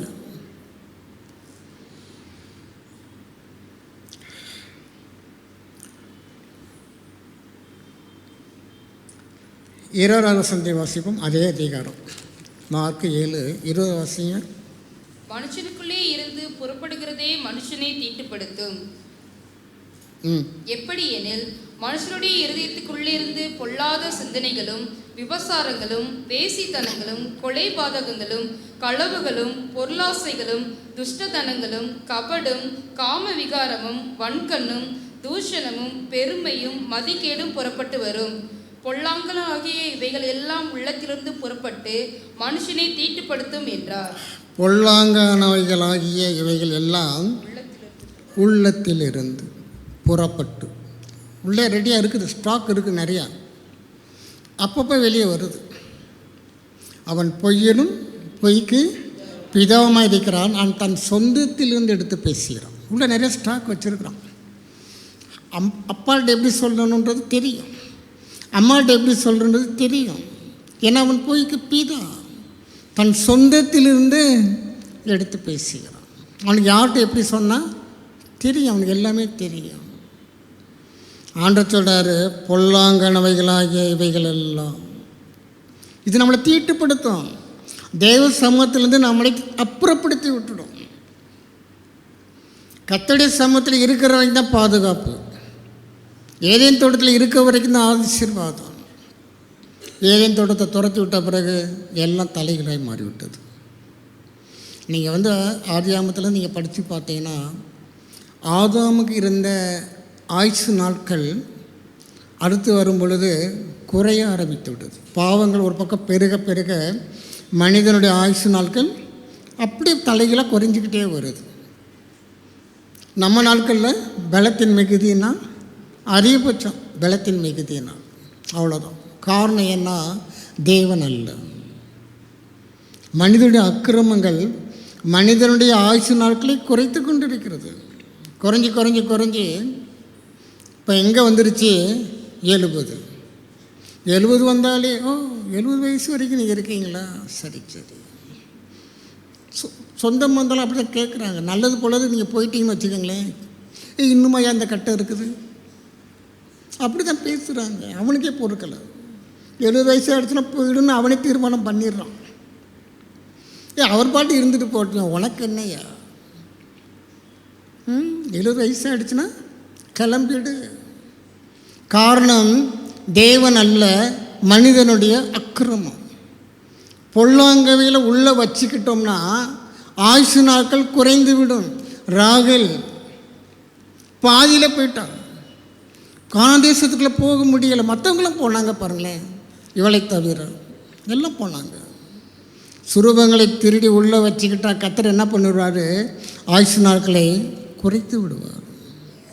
சாலமோன் ராஜா, தேவன் அவனுக்கு பெரிய திட்டங்களை வச்சுருந்தார். ஒரு தடவைக்கு 2 தடவை சொல்லி வான் பண்ணினார். இவன் கீழ்ப்படுகிற மாதிரி தெரியலை, நாட்களை குறைத்து விட்டார். போச்சு, அப்போ ஆயுசில் அவனுடைய ஜீவன் போயிடுச்சு. பெரிய சாம்ராஜ்யம் திரளாம் அந்த நாட்களில் அவனுடைய புகழ் உலகமெங்கு பரவி இருந்தது. ஆனால் அவனுடைய துன்மார்க்கம், தேவனுக்கு பிரியமான அசுத்தங்கள் அவனுடைய ஆயுசு நாட்களை குறைத்து விட்டது. என்ன பார்க்குறோம்?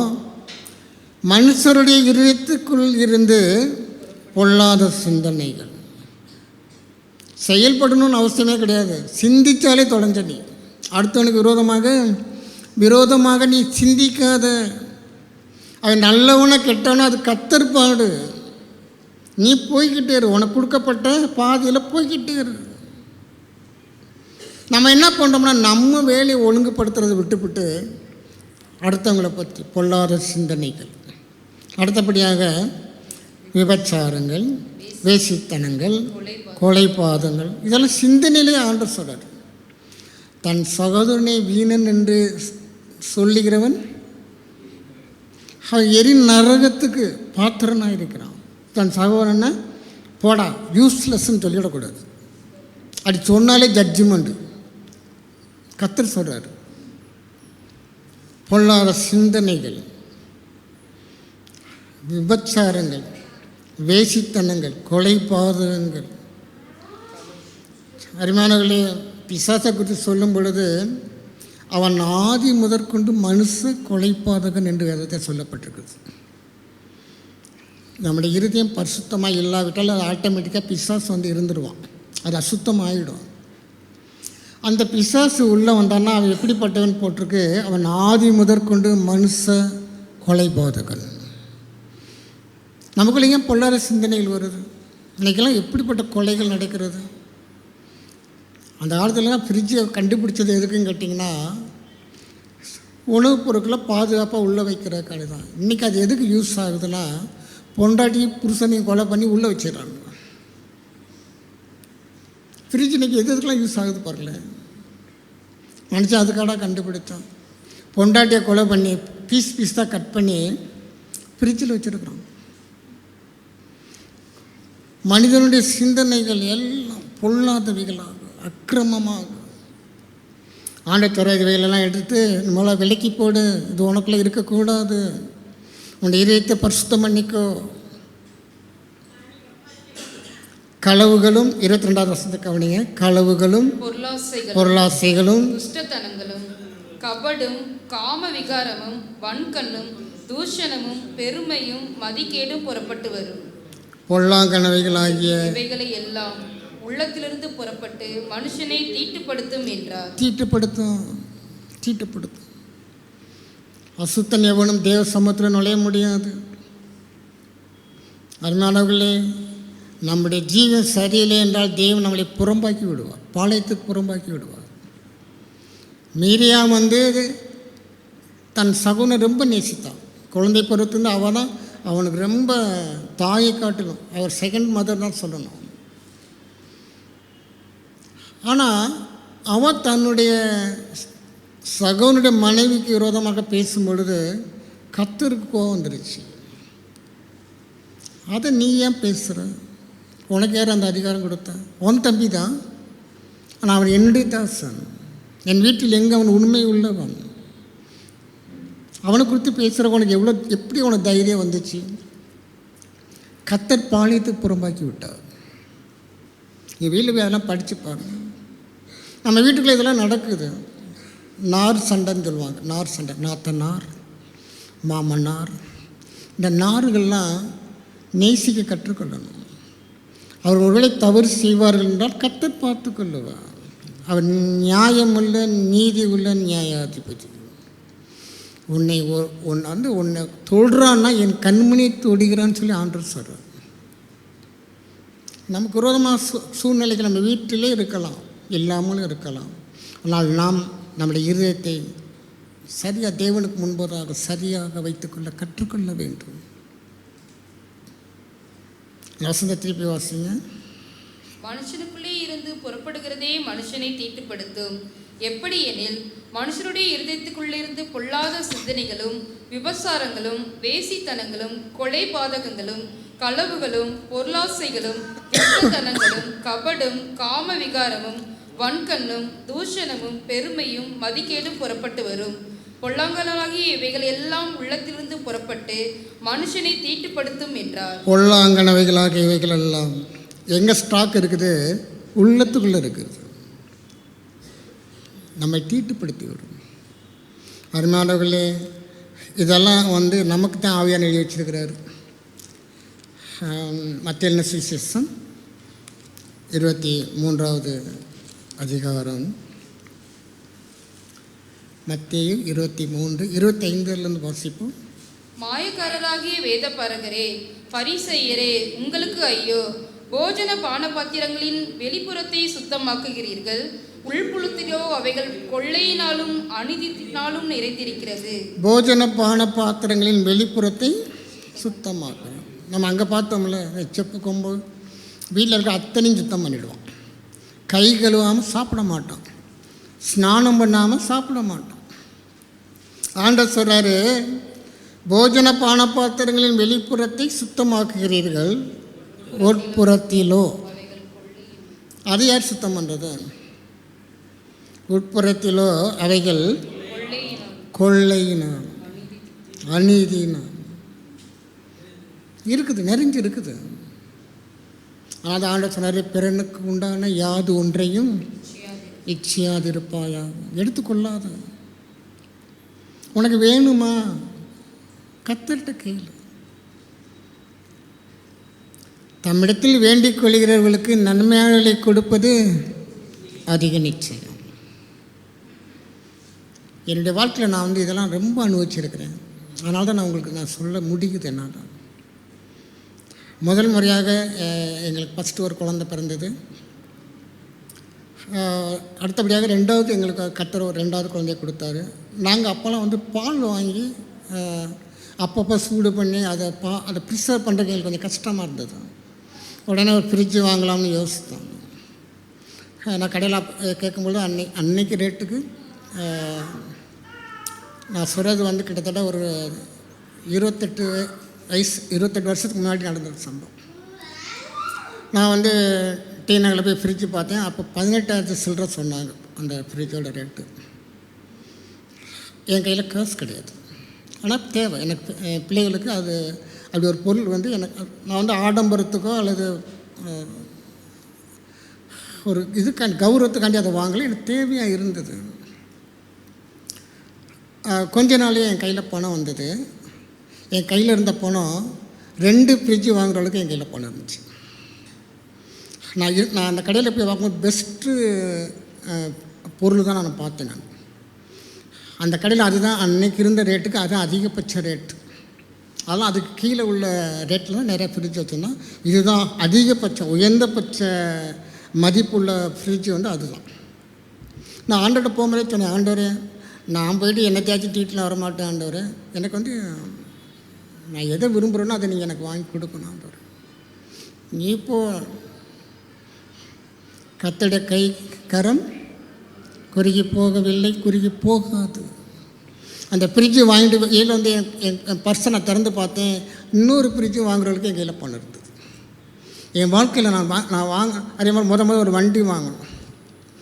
எனக்கு வந்து அப்போல்லாம் வண்டி ஓட்டவே தெரியாது. ஆனால் வண்டி வாங்க நான் சொல்லிட்டேன், என்னை இழுத்துட்டு போகிறாங்க, ஏன்பா எனக்கு வண்டியை ஓட்ட தெரியாதுப்பா, எனக்கு போய் வண்டி வாங்கணும்னு சொல்லி கூட்டிகிட்டு போகணும். தஞ்சாவூர் போகிறோம் நாங்கள். நான் போகும்போதே யோசிச்சுக்கிட்டேங்க, அது ஒரு ரேட்டு சொல்கிறான், இவன் ஒரு ரேட்டு சொல்கிறான், என்ன ஆண்டவர் என்ன பண்ணுறது, என்கிட்ட இவ்வளோ தான் பணம் இருக்குது. அங்கே போனால் 2 வண்டி வாங்கல, 3 வண்டி வாங்குறதுக்கு என்கிட்ட பணம் இருந்துருக்குது. தாராளமாக ஆண்டரை அள்ளி கொடுக்குற தேவன் நம்முடைய தேவன். குறுக்கொழியில் போய் அநியாயம் பண்ணி அக்கிரமம் பண்ணி ஒரு பொருளை வாங்குவதற்கு பிரயாசப்படவே கூடாது. கேட்குற நம்ம கேட்கும் பொழுது தேவன் நமக்கு கொடுக்குற தேவன். அதாவது வந்து நாம் சரியாக இருப்போம் என்றால் இன்னும் நான் சொல்லிகிட்டே போகலாம். நான் வாங்கின எல்லா பொருளுமே தேவன் எனக்கு அபிதமாக தான் எனக்கு வந்து வாங்கி கொடுத்தார். ஒரு பொருள் கூட நாங்கள் வந்து இன்ஸ்டால்மெண்ட்டில் வாங்குவோமா அல்லது காசு கொஞ்சம் பத்தலை கொஞ்சம் நகை அடகு வைப்போமா, இதுக்கெல்லாம் வேலையே கிடையாது. கர்த்தர் அள்ளி கொடுத்தார். போ நீ கடைக்கு போ, இருக்கல டாப் மோஸ்ட் பொருள் நீ பாரு. முதல் முறையாக வந்து டெலிவிஷன் கலர் டெலிவிஷன் வந்தது. அப்போ தான் ரிமோட் மாடல் அப்போ தான் இன்ட்ரடியூஷன் மார்க்கெட் பண்ணுறாங்க. என்னை கூட்டிகிட்டு போனவர், நாங்கள் அப்போ வந்து கடலூரில் இருக்கிறேன், கடலூரில் பண்ணிகிட்ருக்கிறேன். என்னை ஒரு மிஸ்னரி கூட்டிகிட்டு போனார். அவர் அந்த ஊரில் இருந்ததுனால அண்ணே வாங்கினே நம்ம போகலான்னு சொல்லி கூட்டிகிட்டு போனார். நான் போகும்போதே நான் பட்ஜெட் பண்ணிகிட்டே போகிறேன். இவர் இழுத்துட்டு போகிறாரு, நமக்கு கையில் இருக்கிற காசு எப்படின்னு தெரியலன்னு பார்த்தோம். அவர் நேராக என்ன பண்ணிட்டாரு, நான் சிம்பிளாக ஒரு சின்ன டிவி வாங்கலான்னு போனேன். அவர் கூட்டிகிட்டு போனது பெரிய ஷோரூம். அவர் நிப்பான அந்த டிவி வந்து பார்த்தோன்னா அந்த கடையில் அது அதிகபட்ச ரேட்டு. சரி, இவர் நமக்கு மிச்சமாக இருக்கிறாரு. அந்த டிவி வாங்கிட்டு நான் வந்து கணக்கு பார்த்தா என் கையில் நிறைய பணம் மிச்சம் இருந்துச்சு பாருங்களேன். ஒரு பொருளை கூட நான் வந்து காசு இல்லையே, இது இன்னும் இவ்வளோ பணம் தேவைப்படுது, இன்ஸ்டால்மெண்ட்டில் வாங்கிடுவோமா அல்லது கடன் வாங்குவோமா, தேவன் என்னை அவ்விதமாக விடவில்லை. கர்த்தரை மாதிரி ஆஸ்வதிக்கிற தேவன் இந்த உலகத்தில் யாருமே கிடையாது. கர்த்தரை அள்ளி கொடுக்குற தேவன். அதாவது வந்து அதை அனுபவிக்க நமக்கு தான் தெரிய மாட்டேங்குது. நம்ம ஷார்ட்கட்டில் போயிடுறோம். குறுக்கொழியில் போகாதீங்க. நம்மளை ஆஸ்வதிக்கிறதுக்கு ஒரு தேவன் இருக்கிறார். அவரை நல்லா ஆஸ்வதிக்கிறது, மனசு ஆஸ்வதிக்கிறது, அவ்விதமாக வாழ கற்றுக்கொள்ள வேண்டும். இங்கே பார்த்தீங்கன்னா இங்கே என்ன பார்த்தோம், உட்புறத்திலும் அவைகள் கொள்ளையினாலும் அநீதத்தினாலும், அநியாயத்தின் திறமையும் ஒன்றுக்கும் உதவாது. வேதத்தில் சொல்லப்பட்டிருக்குது. அநியாயமாக சம்பாதிச்சோம்னா வரும், ஆனால் நிற்காது, போயிடும். நம்மளாம் எத்தனை பேரை பார்க்குறோம், அநியாயமாக சம்பாதிச்சவங்கெல்லாம் இன்றைக்கி வந்து ஆஸ்பத்திரி போய் உட்காந்துருக்குறோம், லட்சமாக கட்டி. அதாவது வந்து பார்த்தீங்கன்னா தேவன் கொடுக்கக்கூடிய ஆசீர்வாதம் ஒருவேளை கையளவு மேகமாக இருந்தாலும் போதும். அது பெருமழையாக மாற்றுவதற்கு நம்முடைய தேவனாலே கூடும். 5 அப்பந்தான் இருந்துச்சு, 2 மீன் தான் இருந்துச்சு. ஆனால் தேவன் அதை 5000 பேருக்கு மேற்பட்ட புருஷர்கள், அங்கே ஸ்திரீகள் கணக்கில் வரல, குழந்தைகள் கணக்கில் வரல, சாப்பிட்டார்கள், மீதமும் எடுத்தார்கள். நீங்களாம் உட்காந்து அதெல்லாம் அனுபவித்து பார்த்தீங்கன்னா தேவனுடைய மகத்துவத்தை நீங்கள் வந்து இன்னும் அதிகமாக தேவனுடைய கிட்டி தான் சேருவீங்க. நம்முடைய தேவனை போல. ஆனால் தான் வேதத்தை சொல்லப்படுறது, உமக்கு ஒப்பானவன் யார் ஆண்டவரே, உமக்கு நிகர் யார், என்னை ஆஸ்வதிக்கிறதுக்கு உமக்கு நிகர் யார் ஆண்டவர், என்னை உயர்த்துவதற்கு உமக்கு நிகர் யார், என்னை குணமாக்குவதற்கு உமக்கு நிகர் யார், யாருமே கிடையாது. நம்ம தான் அதை வந்து அனுபவிக்க தெரியல. நம்ம அரௌண்டு அநேக உபாயத்தந்திரங்களை தேடினார்கள் என்று வேதத்தை சொல்லப்பட்டிருக்கு. நம்ம அப்படி தான் பண்ணிக்கிட்டு இருக்கிறோம். வேதத்தின்படி வாழ்வோம் என்றால் அரௌண்டு ஆபிரகாமுடைய ஆசீர்வாதத்தை இந்த பூமி தாங்க முடியலையா? அதே தேவன் தான் இன்றைக்கி நம்ம ஆராதனை செய்து கொண்டு இருக்கிறோம். நம்மளை ஆஸ்வதிக்க முடியாதா? ஏன் ஆசீர்வாதம் இல்லை? ஏன் குறைகள் உண்டு? ஏன் பிரச்சனைகள் இருக்கிறது? தேவ சமூகத்தில் போய் அமர்ந்து ஜெபிக்கணும். ஆண்டவரே, என்னிடத்தில் என்ன குறையுண்டு ஆண்டவர்? வேதனை உண்டாக்கும் வழி என்னிடத்தில் உண்டோ? ஆராய்ந்து பார்க்க கற்றுக்கொள்ள வேண்டும். இங்கே உள்ள எப்படி இருக்குது? கொள்ளையினாலும் அநீதத்தினாலும் நிறைஞ்சு இருக்குது, ஓவர்ஃபுல் ஆகுது. என் பாத்திரம் நிரம்பி வலியுது. இங்கே பாவம் தான் இருக்கிறது, அநியாயம் தான் இருக்கிறது, அநீதியான காரியங்கள், அக்கிரமங்கள். அடுத்த வசனத்தை வாசிப்போம். குருடரான பரிசேயனே, போஜன பான பாத்திரங்களின் வெளிப்புறம் சுத்தமாகும்படி அவைகளின் உட்புறத்தை முதலாவது சுத்தமாக்கு. வெளிப்புறம் சுத்தமாகும்படி அவைகளின் உட்புறத்தை முதலாவது சுத்தமாக்கு. ஃபஸ்ட்டு எங்கே ஆரம்பிக்கணும்? உள்ளே இருந்து ஆரம்பி. நீ வெளியே மட்டும் அதெல்லாம் வந்து செல்லுபடியாகாது. உள்புறம் வெளிப்புறம் சுத்தமாகும்படி அவைகளின் உட்புறத்தை முதலாவது. அவன் சுத்தம் செய்யப்பட வேண்டிய முதலாவது எங்கே இருக்குன்னா உள்ளிருந்து ஆரம்பிக்கணும். அதுதான் முக்கியம். கர்த்தர் எதிர்பார்க்குறது வெளிப்புற சுத்தம் நல்லது தான். ஆனால் தேவன் எங்கேருந்து ஆரம்பிக்க சொல்கிறாரு? முதலாவது உட்புறத்தை சுத்தமாக்கு. அருமையானவர்களே, கர்த்தருடைய வார்த்தையை நாம் புரிந்து கொள்வது நமக்கு ஆசீர்வாதம். யோனா தீர்க்கதரிசியின் புஸ்தகம்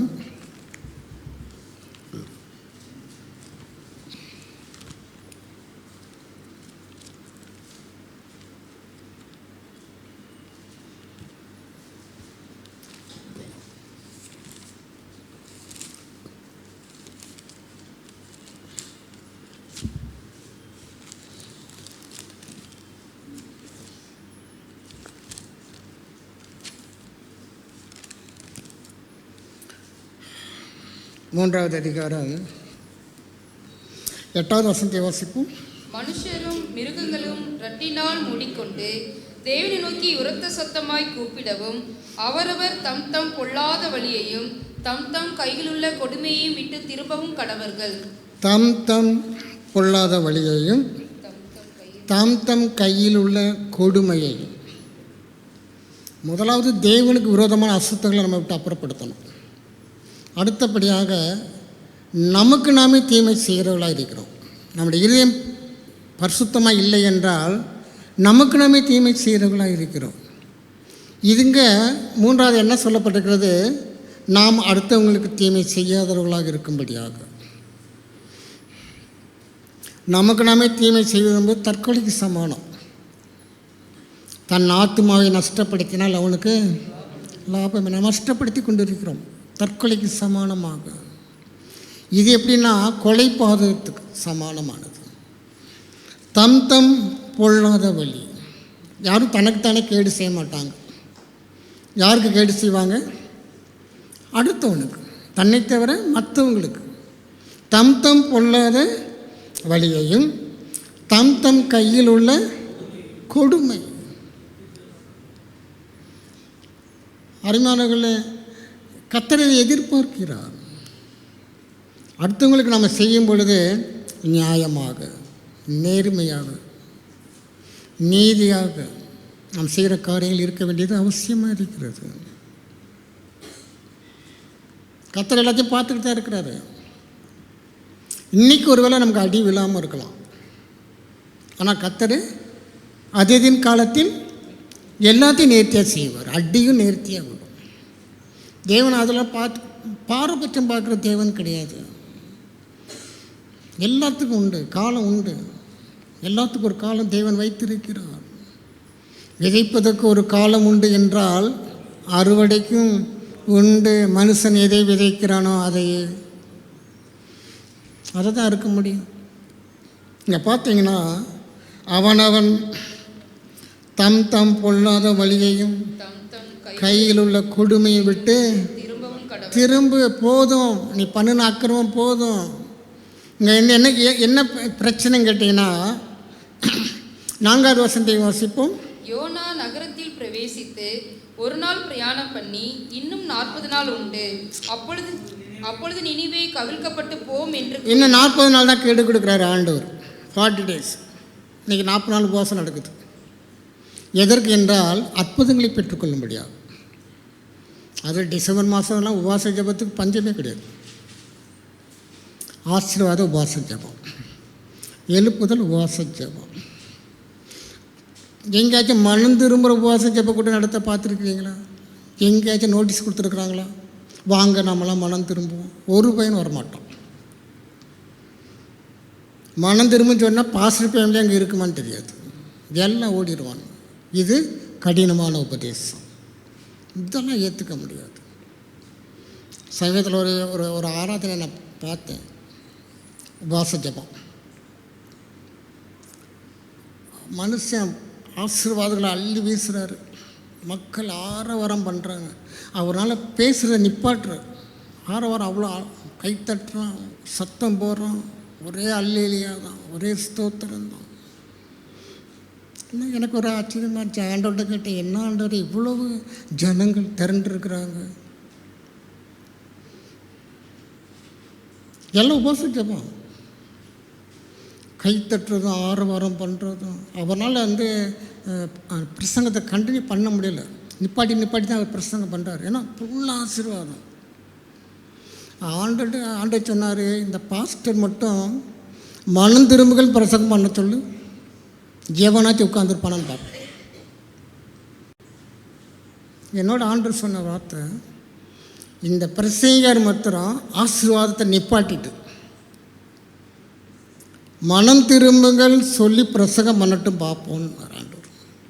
ஏன்னா அவர் வாயில் வந்ததெல்லாம் 100% ஆசீர்வாதம். அது யாருக்கு கர்த்தர் ஆசீர்வதிப்பார், எப்பேற்பட்டவங்களுக்கு கர்த்தர் ஆசீர்வதிப்பார், அதை பற்றிலாம் சொல்லவே இல்லை. மக்கள் திரளாக இருக்கிறாங்க.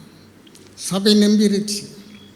கீழே இருக்கிற எல்லாம் பால்கனிலாம் நம்பிருச்சு. கீழே இருக்கிற ஏரியாலாம் நம்பி இருக்குது. அவர் சொல்கிறார், கொஞ்சம் முன்னாடி நெருங்குவாங்க, தயவுசெய்து முன்னாடி நெருங்குவாங்க. நிறைய பேர் வாசலில் நிற்கிறாங்க. ஏன்னா ஆசீர்வாதம். கர்த்தர் யாரையும் ஆசீர்வதிப்பார். அது அவருக்கு கற்றுக் கொடுக்கல.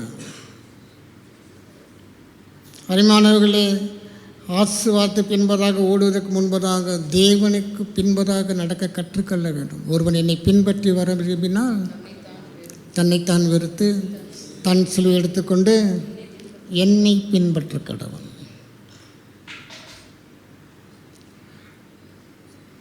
ஒரு வீடியோ பார்த்தேன்.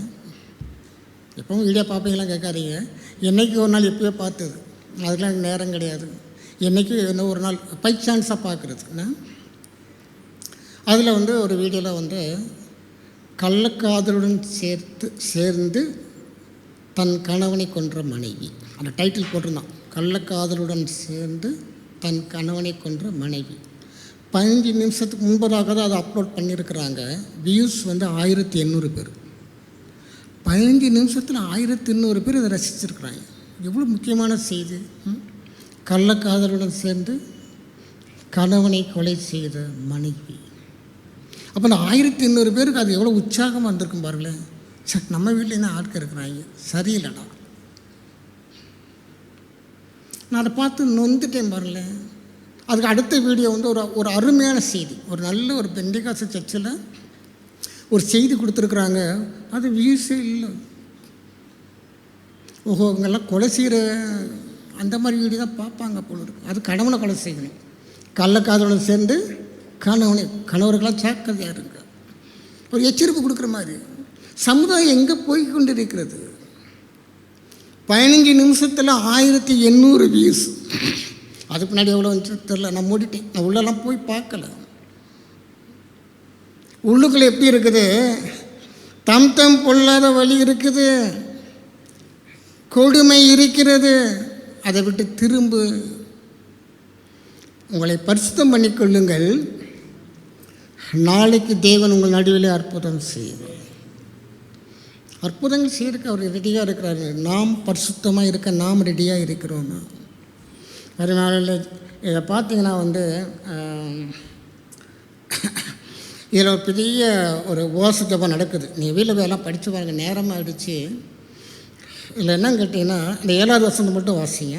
மேலும் ராஜா தானும் தன் பிரதானிகளும் நிர்ணயம் பண்ணின கட்டளையாக நினிவேல் எங்கும் மனுஷரும் மிருகங்களும் மாடுகளும் ஆடுகளும் ஒன்றும் ருசி பாராது இருக்கவும், மேயாமலும் தண்ணீர் குடியாமலும் இருக்கவும். மனுஷன் மாத்திரம் இல்லை, மிருகங்கள், மாடுகள், ஆடுகள் ஃபுல் பாஸ்டிங் பாருங்களேன். தண்ணி கூட குடிக்கக்கூடாது. கால்பார் பண்ணுறான் ராஜா, உபவாச ஜெபம் கால்பார் பண்ணுறான். எதுக்கு தம் பொல்லாத வழியையும் தம் கையில் உள்ள கொடுமையையும். யாக்கோபு சொன்ன அவரவர் கையில் உள்ள அந்நிய தேவர்களே நீ என்ன பண்ணுங்க, விலைக்கு போடுங்க. அவரவர் தம் கையில் உள்ள அந்நிய தேவர்களை. அதனால தான் ஜனங்கள் கையில் இருக்க விக்கிரங்களையும் காதலியை சுமந்து கொண்டு இந்த விக்கிரங்களையும் கலட்டி போட்டார்.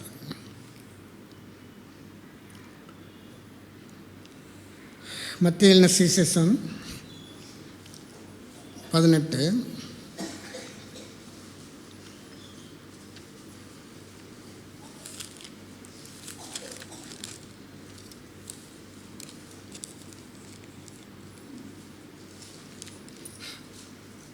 6வது வசனத்தை வாசிப்போம்.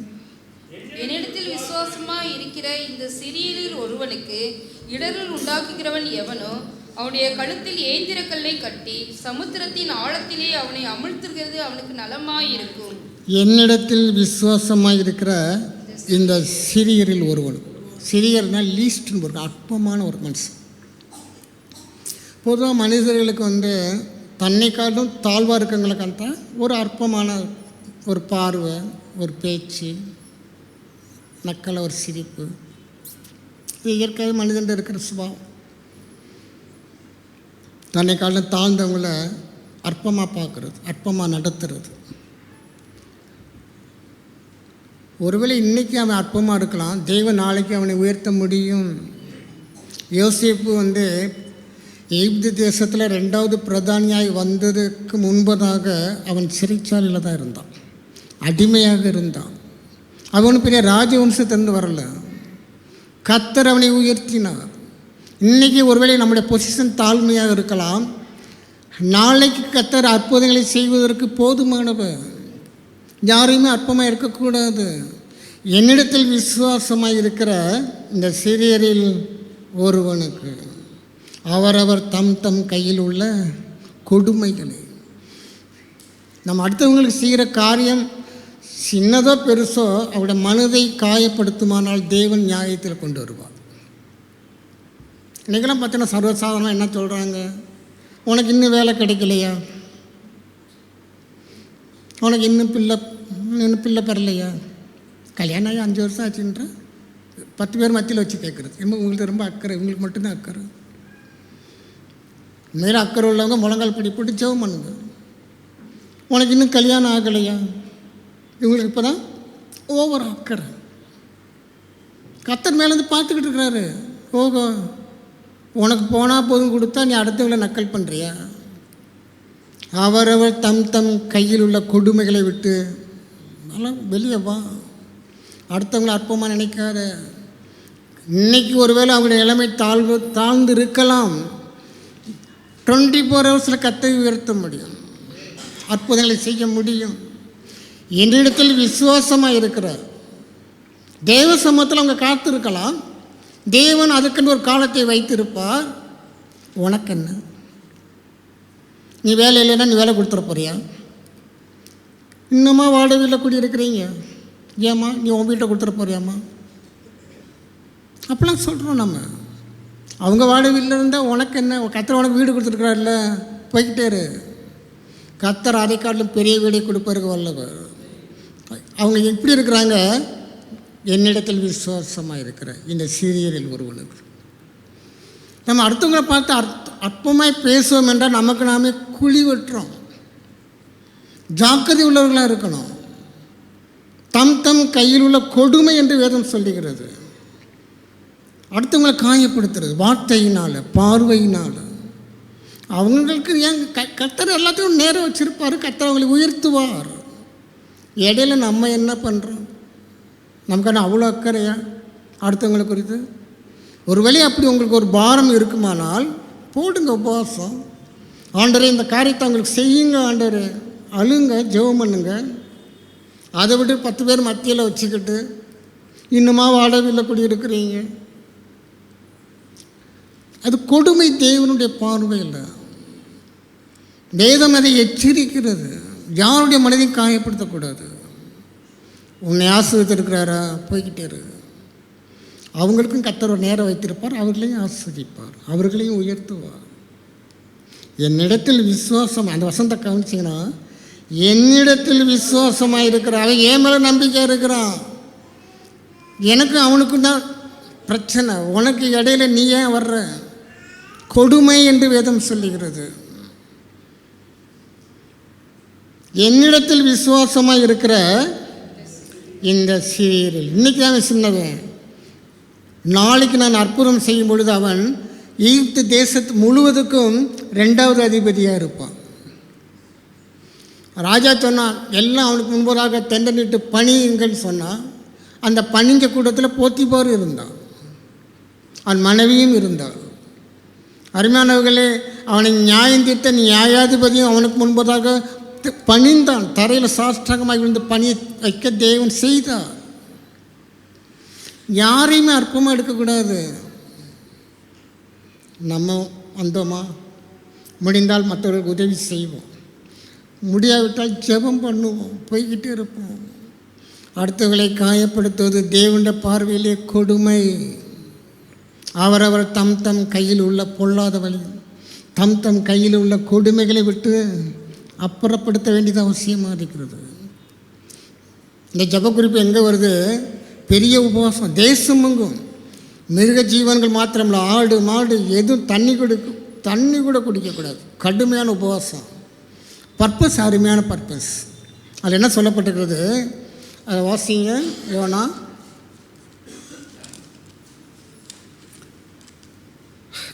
அவரவர் தம் தம் பொல்லாத வழியையும் தம் தம் கையில் உள்ள கொடுமையை விட்டு, இதுதான் அவங்களோட மையம். அந்த உபவாச ஜபத்தோட மையமே அதுதான்.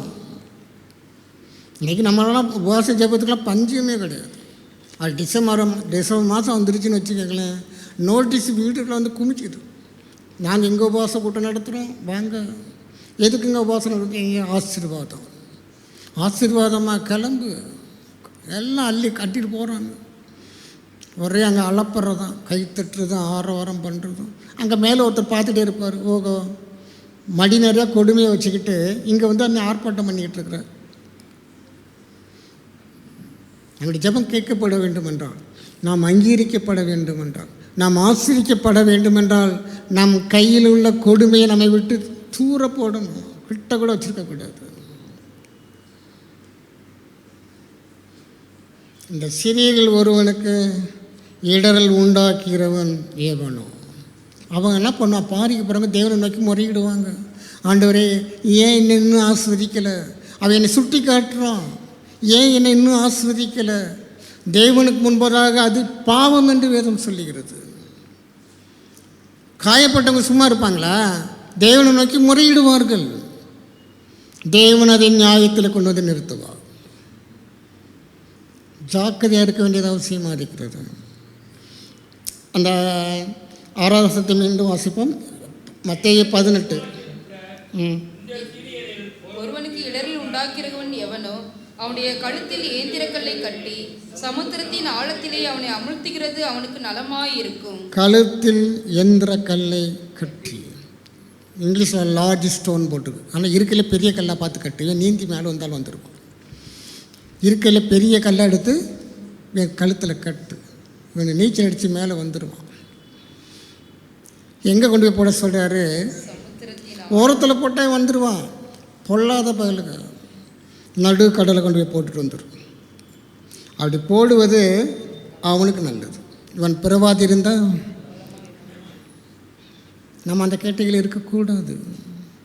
அருமையானவர்களே, தேவன் நம்மளை நன்மைக்கென்று தெரிந்தெடுத்திருக்கிறார், ஆசீர்வாதத்துக்கென்று தெரிந்தெடுத்திருக்கிறார். நம்முடைய கரத்தில் பொல்லாங்கு இருக்கக்கூடாது, கொடுமை இருக்கக்கூடாது. உங்களை பரிசுத்தம் பண்ணிக்கொள்ளுங்கள். நாளைக்கு தேவன் அற்புதங்களை செய்வார்.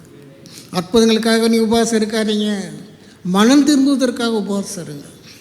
கொடுமையான காரியங்களை நம்மை விட்டு அப்புறப்படுத்துவதற்கு உபவாசம் இருங்க. தேவன் அதை ஏற்றுக்கொள்ளுவார். நம்மை ஆஸ்வதிக்கிற தேவன் நம்முடைய தேவன். அடுத்தபடியாக போட்டிருக்கு, 7ஆவது வசனத்தை வாசிப்போம். இடர்களின் நிமித்தம் உலகத்துக்கு ஐயோ, இடர்கள் வருவது அவசியம், ஆனாலும் எந்த மனுஷனால் இடர்கள் வருகிறதோ அவனுக்கு ஐயோ. எந்த மனுஷனால் இடர்கள் வருகிறதோ, யாருக்கு நம்ம இடர்கள் பண்ணுறோமோ ஆண்டவர் சொல்றாரு, எந்த மனுஷனால் இடர்கள் வருகிறதோ அவனுக்கு ஐயோ. இதெல்லாம் நமக்கு வேண்டாம். நம்முடைய வாழ்க்கையில் நடக்கக்கூடாது. நம்முடைய வாழ்க்கையில் ரட்சிப்பின் கம்பீர சத்தம் மாத்திரம்தான் கேட்க வேண்டும். ஆண்டவர் சொல்கிறாரு, உன் வீதிகளிலே கூக்குரல் கேட்பது இல்லை. கூக்குரல் கேட்கக்கூடாது, நம்ம வீட்டுக்குள்ளேயே கேட்குது. ஆண்டவர் சொன்னால் வீதியில் தான் கேட்காதுன்னு சொன்னார். ஆனால் கூக்குரல் எங்கே கேட்கிறது? வீட்டிலே கேட்குது. காரணம் கொடுமை.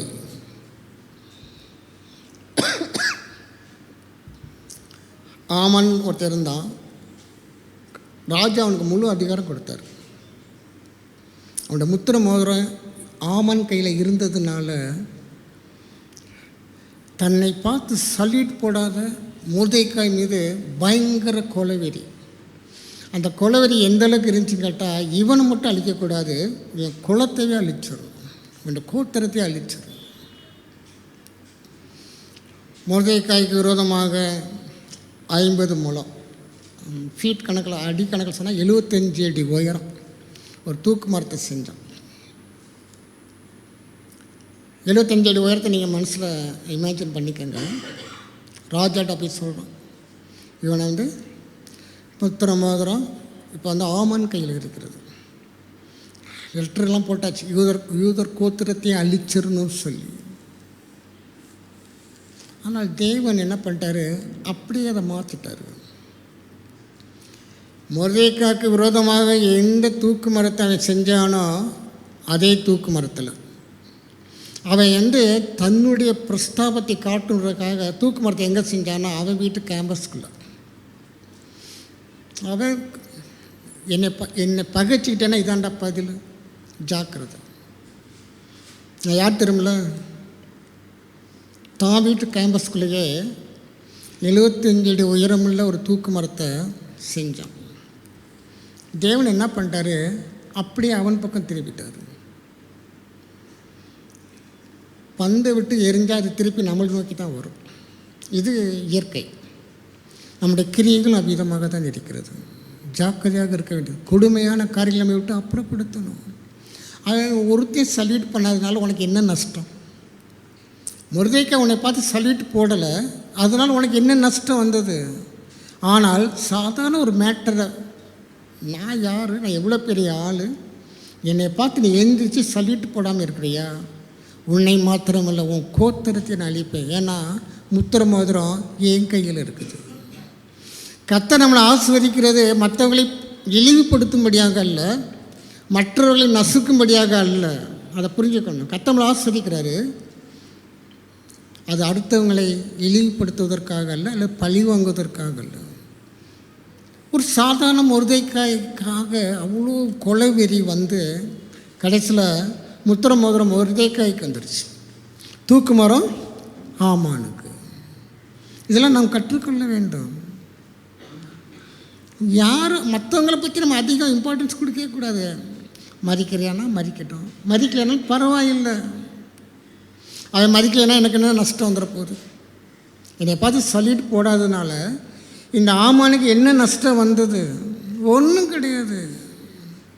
ஆனால் அவனுக்கு விரோதமாக செய்த தூக்கு மரத்தை தேவன் அவன் பக்கமே திருப்பிட்டார். இப்போ முத்திரை யார் கைக்கு வந்துருச்சு? மொர்தெகாய்க்கு வந்துருச்சு. நீ வீட்டில் நான் இப்போ எடுத்தேன்னா லேட் ஆகிடும். நீ வீட்டில் போய் எல்லாம் படித்து பாருங்கள், திருப்பி படிங்க. சத்தியத்தை நாம் கற்றுக்கொள்கிறவர்களாக இருக்கணும். என்னிடத்தில் விசுவாசமாக இருக்கிற இந்த சிறியில் ஒருவனுக்கு இடரில் உண்டு பண்ணுகிறவனே, அவன் கழுத்தில் எந்திரக்கல்லை கட்டி சமுத்திரத்தின் நடுவில் அமிழ்த்துவது அவனுக்கு நலமாக இருக்கும். நம்ம அந்த இடத்துல இருக்கக்கூடாது. நாம் மற்றவர்களை ஆஸ்வதிக்கிறவர்களாக, மற்றவர்களை வாழ்த்துகிறவர்களாக, யாருக்கும் நம்ம இடரில் உண்டு பண்ண வேண்டாம். அது நம்முடைய லைஃப் ஸ்டைல் வேண்டாம். முடிந்தால் உதவி செய்வோம், முடியாவிட்டால் போய்கிட்டே இருப்போம். ஜெபம் பண்ணுவோம். ஆண்டவரே, அவங்க கஷ்டப்படுறாங்க, எனக்கு உதவி செய்யணும்னு ஆசை தான், ஆனால் எனக்கு முடியலை, நான் உங்களால் முடியும். ஜெபம் பண்ணுவோம், அவங்களுக்காக ஜெபம் பண்ணுவோம். அவருடைய ஒருவர் பாரத்தை ஒருவர் சுமப்போம், அது தேவன் அதை ஏற்றுக்கொள்வார். வேதம் அவ்விதமாக நம்ம கற்றுக் கொடுக்கிறது. ஒருவர் பாரத்தை ஒருவர் சுமக்கிறவர்களாயும் காணப்படணும். யாரையுமே இழிவாக பார்க்காதீங்க, யாரையும் அற்பமாக நினைக்காதீங்க. இப்போ அவன் சிறியோர் தான். என்னிடத்தில் விசுவாசமாக இருக்கிற இந்த சிறியோர் தான் வேதமும் சொல்லுகிறது. ஆனால் அவன் தன்னை பரிசுத்தம் பண்ணி நாளைக்கு அற்புதத்தை வாங்கிட்டு நமக்கு மேலே பெரிய ஆள் ஆகிடுவான். நம்ம தான் குற்றவாளியாக நிற்போம். ரோமர் முடிச்சிடறேன். ரொம்ப டயர்டாகிட்டிங்களா? ஒன்றும் பிரச்சனை இல்லைல்ல? சரி. ரோமர் 14வது அதிகாரம். நான் நிறைய சுருக்கிட்டேன். நான் உங்களை ரொம்ப நேரம் உட்கார வைக்கிறது எனக்கும் விருப்பம் கிடையாது. ஆனால் ஆவியான சில காரியங்களை சொல்லும்படியாக அதை கற்றுக்கொள்ள வேண்டியது அவசியமாக இருக்கிறது. எனவே அதை நம்ம கற்றுக்கொள்வது நல்லது. 13வது வசனத்தை வாசிப்போம். இப்படி இருக்கார்.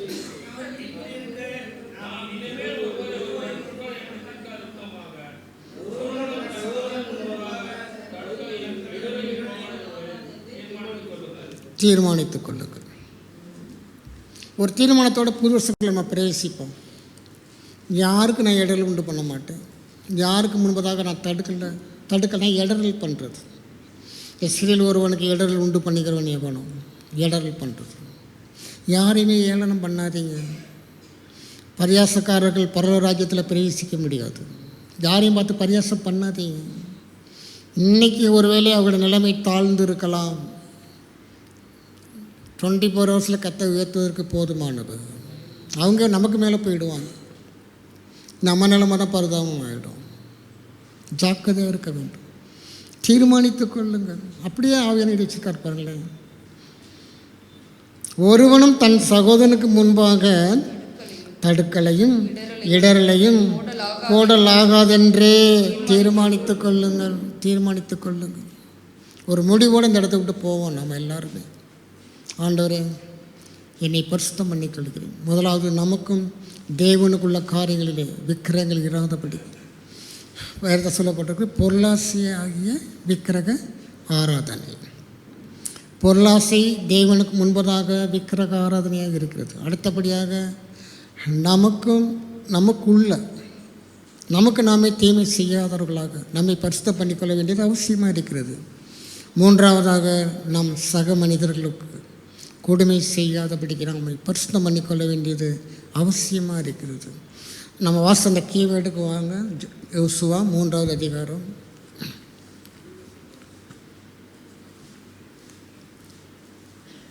5வது வசனத்தை வாசிப்போம். யோசுவா ஜனங்களை நோக்கி, உங்களை பரிசுத்தம் பண்ணிக்கொள்ளுங்கள், நாளைக்கு கர்த்தர் உங்கள் நடுவிலே அற்புதங்களை செய்வார் என்றார். நாளைக்கு கர்த்தர் உங்கள் நடுவிலே அற்புதங்களை செய்வார். அதை நீங்கள் தான் நாளைக்கு வந்து சாட்சி சொல்ல போகிறீங்க. சொல்லும்படியாக தேவன் உங்களை ஆஸ்வதிப்பார். கர்த்தர் அவிதமாக உங்களோட வாழ்க்கையில் பெரிய காரியங்களை செய்வார். அதனால தான் ஆண்டவர் வந்து அதில் விவரமாக சொல்லவே இல்லை. பாருங்களேன், அதை குறித்த விளக்கம் அங்கே இல்லவே இல்லை. நீங்கள் தான் சொல்ல போகிறீங்க. நீங்களே சாட்சிகளாக இருக்கிறீர்கள். நம்ம தான் சாட்சி சொல்ல போகிறோம். நாங்கள் எங்களை பரிசுத்தம் பண்ணிக்கொண்டோம், தேவன் எங்கள் வாழ்க்கையில் அற்புதம் செய்தார். நீங்கள் தான் சாட்சி சொல்ல போகிறீங்க. நாம் சபையாக சாட்சி சொல்ல போகிறோம். நாம் முழங்கால் படிடுவோம். ஹalleluya, ஹalleluya, ஹalleluya, ஹalleluya. கர்த்தர் உங்கள் நடுவில் அற்புதங்களை செய்வார். இந்த வருஷத்தில் உங்களுக்கு ஒருவேளை நான் ஜெபம் பண்ணி எனக்கு கிடைக்கலையே, நீங்கள் உங்களை பரிசுத்தம் பண்ணி பாருங்கள். உங்களுக்கும் தேவனுக்கும் நடுவில் எந்த விக்கிரகம் இருக்கக்கூடாது. ஜாக்கிரதையாக அதை நம்ம விட்டு அப்புறப்படுத்துவோம். அடுத்தபடியாக அசுத்தமானதை சபையில் தேவனுடைய ஆலயத்திலிருந்து அப்புறப்படுத்துங்க. நீங்களே தேவனுடைய ஆலயமாக இருக்கிறீர்கள். நம்முடைய இதயம் பரிசுத்தமாக இருக்க வேண்டியது அவசியமாக இருக்கிறது. பொல்லாங்கான காரியங்களை நம்ம விட்டு அப்புறப்படுத்த வேண்டியது அவசியமாக இருக்கிறது. வேதம் சொல்லுகிறது, வெளிப்புறம் சுத்தமாவதற்கு முன்பதாக உட்புறத்தை சுத்தமாக்கு. அதுதான் உன்னை தீட்டுப்படுத்தும். உன்னுடைய ஆசீர்வாதங்களுக்கு அதுதான் தடை. உட்புறத்தை முதலாவது சுத்தம் பண்ணு. மூன்றாவதாக சக மனிதர்களுக்காக நாம் கொடுமை செய்யாதவர்களாக.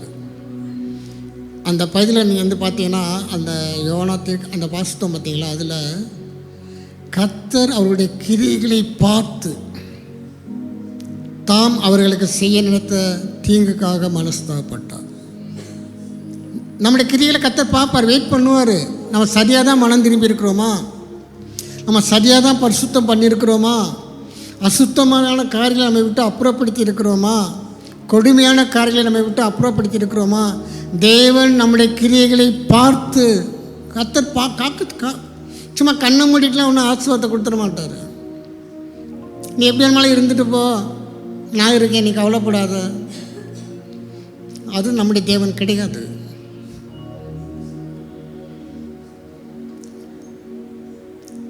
அந்த பட்டணத்தில் இருக்கிற ஜனங்கள் கிரியைகளை பார்த்து கர்த்தர் தாம் அவர்களுக்கு செய்ய நினைத்த தீங்குக்காக மனஸ்தாபப்பட்டார். ஒருவேளை நமக்கு வர நாட்களில் ஏதாவது ஒரு தீங்கு தேவன் நியமித்திருக்கலாம். ஆனால் நாம் சரியாய் நம்மை பரிசுத்தம் பண்ணிக்கொள்வோம் என்றால் தேவன் தாம் செய்ய நினைத்த தீங்குக்காக மனஸ்தாபப்பட்டு நம்மளை ஆசீர்வதிப்பார். எனவே நாம் ஜாக்கிரதையாக நாம் தீர்மானித்துக்கொள். வேதத்தில் அப்படி தான் நாம் படித்தோம். தன் சகோனுக்கு முன்பதாக எந்த ஒரு தடுக்கலையும் இடரலையும் போடாதபடிக்கு நாம் தீர்மானம் பண்ணிக்கொள்ளுவோம். நம்ம குடும்பத்தில் நம்மளோடு பழகிற நம்முடைய இனப்பந்துக்கள், சகோதர நண்பர்கள், உற்றார் உறவினர்கள் யாருக்கும் நாம் தீங்கு செய்கிறவர்களாக அல்ல, யாருக்கும் நாம் கொடுமை செய்கிறவர்களாக அல்ல. தேவன் அதை பார்க்கிறார். அதை பார்த்து தான் பதில் கொடுப்பார். ஹல்லேலூயா, ஹல்லேலூயா, ஹல்லேலூயா, ஹல்லேலூயா. உங்களோடு இடைப்பட்டிருப்பார் என்றால் அதுக்கு ஒப்புக்கொடுங்க, தீர்மானம் பண்ணுங்க. அவசியமாக இருக்கிறது. அதனால இந்த வருஷத்தின் கடைசியில் நம்ம செய்கிற தீர்மானம் பிறக்க போகிற புத்தாண்டை நம்மளை வாழ வைக்கிறதா இருக்கும், நம்முடைய கண்ணீரை துடைக்கிறதா இருக்கும்.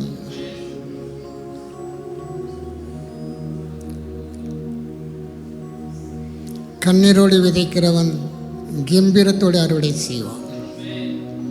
தேவ சமூகத்தில் எல்லாத்தையும் விடுவோம், எல்லாத்தையும் தீர்மானம் பண்ணுங்க. ஆண்டவரே, இந்த வருஷத்தின் கடைசியில் என்னை பரிசுத்தத்துக்கு ஒப்பு கொடுக்குறேன். எனக்கும் தேவனுக்கும் நடுவாக எந்த விக்கிரகம் வராதபடிக்கு இருந்தால் தூக்கி எறிய என்னை அர்ப்பணிக்கிறேன். வெளிப்புறத்தை சுத்தமாவதற்கு முன்பதாக உட்புறத்தை சுத்தமாக்குகிறேன் ஆண்டவரே. அருமையானவர்களே, நீங்களே தேவனுடைய ஆலயமாக இருக்கிறீர்கள். இந்த ஆலயம் பரிசுத்தமாக இருக்க வேண்டியது அவசியமாக இருக்கிறது. சக மனிதர்களுக்கு நாம் பொல்லாங்கு செய்கிறவர்களாக, கொடுமை உள்ளவர்களாக காணப்படக்கூடாது. யாரையும் அற்பமாக பார்க்காதீங்க. அடுத்த 24 ஹவர்ஸில் தேவன் அவர்களை நம்மை காட்டிலும் மேன்மையான ஸ்தானத்துக்கு கொண்டு போய் நிறுத்த முடியும். யோசேப்பு பார்வோன் அந்த தேசத்துக்கு 2வது ஸ்தானத்தில் தேவன் வைக்கும் பொழுது எல்லா பிரதானிகளும் அவனுக்கு முன்பதாக சாஸ்திரமாய் விழுந்து பணிந்து கொண்டார்கள். அதில் போத்திபரும் ஒருவன். அவனை தவறுதலான குற்றம் சாட்டி சிறைக்கு அனுப்பின போத்திபார் மனைவி உண்டு. கர்த்தர் உயர்த்தினார். அப்படிதான் உயர்த்துவார். ராஜா கணம் பண்ண விரும்புகிற மனிதனுக்கு இவ்விதமாய் செய்யப்படும். கர்த்தர் ஆயத்தமாக இருக்கிறாரு. நாம் தீர்மானம் செய்வோம். ஹல்லேலூயா, ஹல்லேலூயா, ஹல்லேலூயா, ஹல்லேலூயா, ஹல்லேலூயா, ஹல்லேலூயா, ஹல்லேலூயா, ஹல்லேலூயா, ஹல்லேலூயா, ஹல்லேலூயா, ஹல்லேலூயா, ஹல்லேலூயா, ஹல்லேலூயா, ஹல்லேலூயா,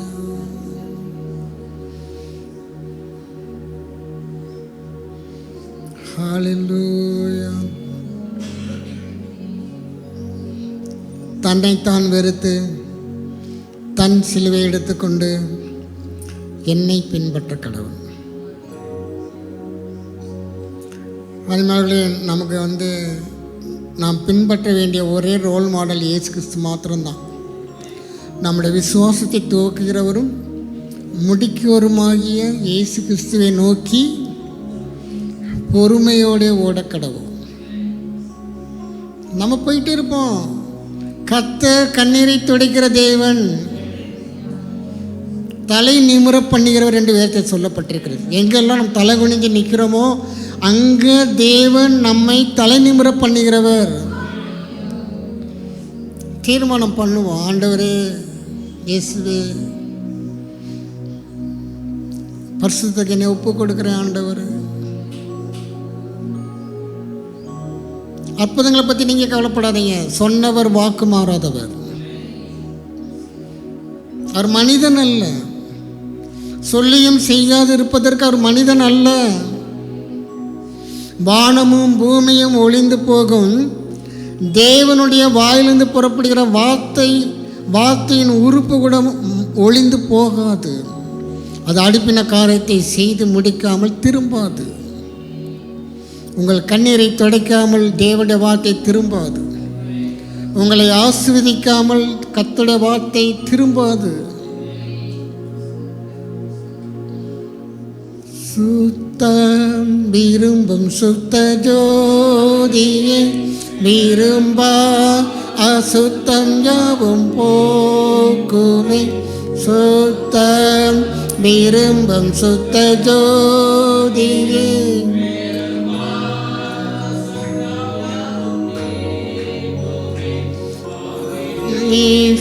பாவினையா தேவா இரக்கம் செய்ய மாட்டீரோ. நீச பாவினையா தேவா இரக்கம் செய்ய மாட்டீரோ. ஆண்டவரே, நாங்கள் உம்மை துதிக்கிறோம்ப்பா. நாங்கள் சபையாக ஏறெடுத்த எங்களுடைய ஜெபத்தை நீர் ஏற்றுக்கொண்டதுக்காக ஸ்தோத்திரம். நாங்கள் எடுத்த தீர்மானத்திலே நாங்கள் நிலைநிற்க எங்களுக்கு உதவி செய்யணும். இனி வாழ்வது நான் அல்ல, கிறிஸ்துவே எனக்குள் வாழ்கிறார். ஆண்டவரே, நாங்கள் புது சிருஷ்டியாக இந்த இடத்தை விட்டு கடந்து செல்ல நீ அனுக்கிரகம் செய்தபடியால் நாங்கள் நன்றி செலுத்துகிறோம். ஆண்டவர், உம்முடைய ரத்தம் எங்களுடைய பாவங்களை எல்லாம் நீக்கி சுத்திகரித்தபடியால் ஸ்தோத்திரம். ஆண்டவர், நீர் எங்கள் மத்தியிலே அசைவாடினதுக்காக ஸ்தோத்திரம். ஆண்டவர், உம்முடைய தெய்வீக பிரசன்னத்துக்காக நாங்கள் நன்றி செலுத்துகிறோம்.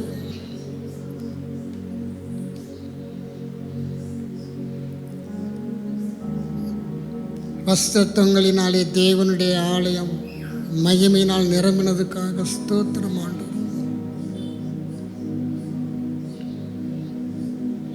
ஆண்டவரே, நாங்கள் துதிக்கிறோம்ப்பா, நன்றியுள்ள இதயத்தோடு துதிக்கிறோம் ஆண்டவர். நீர் எங்களை நேசிக்கிறீங்க ஆண்டவர். எங்கள் மீது நீர் கரிசனை உள்ள தெய்வமாக இருக்கிறீங்க. கனி கொடாத கொடிகளெல்லாம் வெட்டப்பட்டு அக்கினியிலே போடப்படும், கனி கொடுக்கிற கனியோ அவர் சுத்தம் பண்ணுகிறார் என்று இருக்கிறபடி நாங்கள் இன்னும் அதிகமாய் கனி கொடுக்கும்படி எங்களை சுத்திகரித்தபடியால் ஸ்தோத்திரம் ஆண்டவர். உம்முடைய நாமம் மகிமைப்படுவதாக, உம்முடைய நாமமே மகிமைப்படுவதாக. எங்களை தாழ்த்துகிறோம் ஆண்டவரே, எங்களை தாழ்த்துகிறோம் ஆண்டவரே.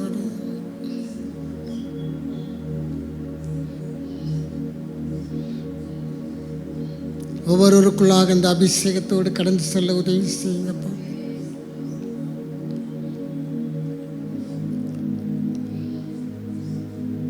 நீங்கள் ஆளுகை செய்யுங்க, எங்கள் சிந்தனைகளை ஆளுகை செய்யுங்க, எங்களுடைய செயல்களை ஆளுகை செய்யுங்க. நாங்கள் அர்ப்பணித்திருக்கிறோம் ஆண்டவர். உம்முடைய வழிகாட்டுதலுக்கு எங்களை நாங்கள் அர்ப்பணிக்கிறோம் ஆண்டவர். எங்களை தாழ்த்தி உம்முடைய சமூகத்தில் ஒப்புக் கொடுக்கிறோம். எல்லா துதி கன மகிமையை நாங்கள் உமக்கே செலுத்துகிறோம், உமக்கே செலுத்துகிறோம். இயேசுவின் நாமத்தில் ஜெபிக்கிறோம் பிதாவே, ஆமென். என் ஆத்துமாவே கர்த்தரை ஸ்தோத்திரி, என் ஆத்துமாவே கர்த்தரை ஸ்தோத்திரி, அவர் செய்த சகல உபகாரங்களையும் மறவாதே. ஆமென், ஆமென். கர்த்தர் உன்னை ஆசீர்வதித்து உன்னை காக்க கடவர். கர்த்தர் தம்முடைய முகத்தை உன்மேல் பிரகாசிக்க பண்ணி உன்மேல் கிருபையாக இருக்க கடவர். கர்த்தர் தம்முடைய முகத்தை உன்மேல் பிரசன்னமாக்கி உனக்கு சமாதானம் கட்டளையிட கடவர். ஆமென், ஆமென். Praise the Lord.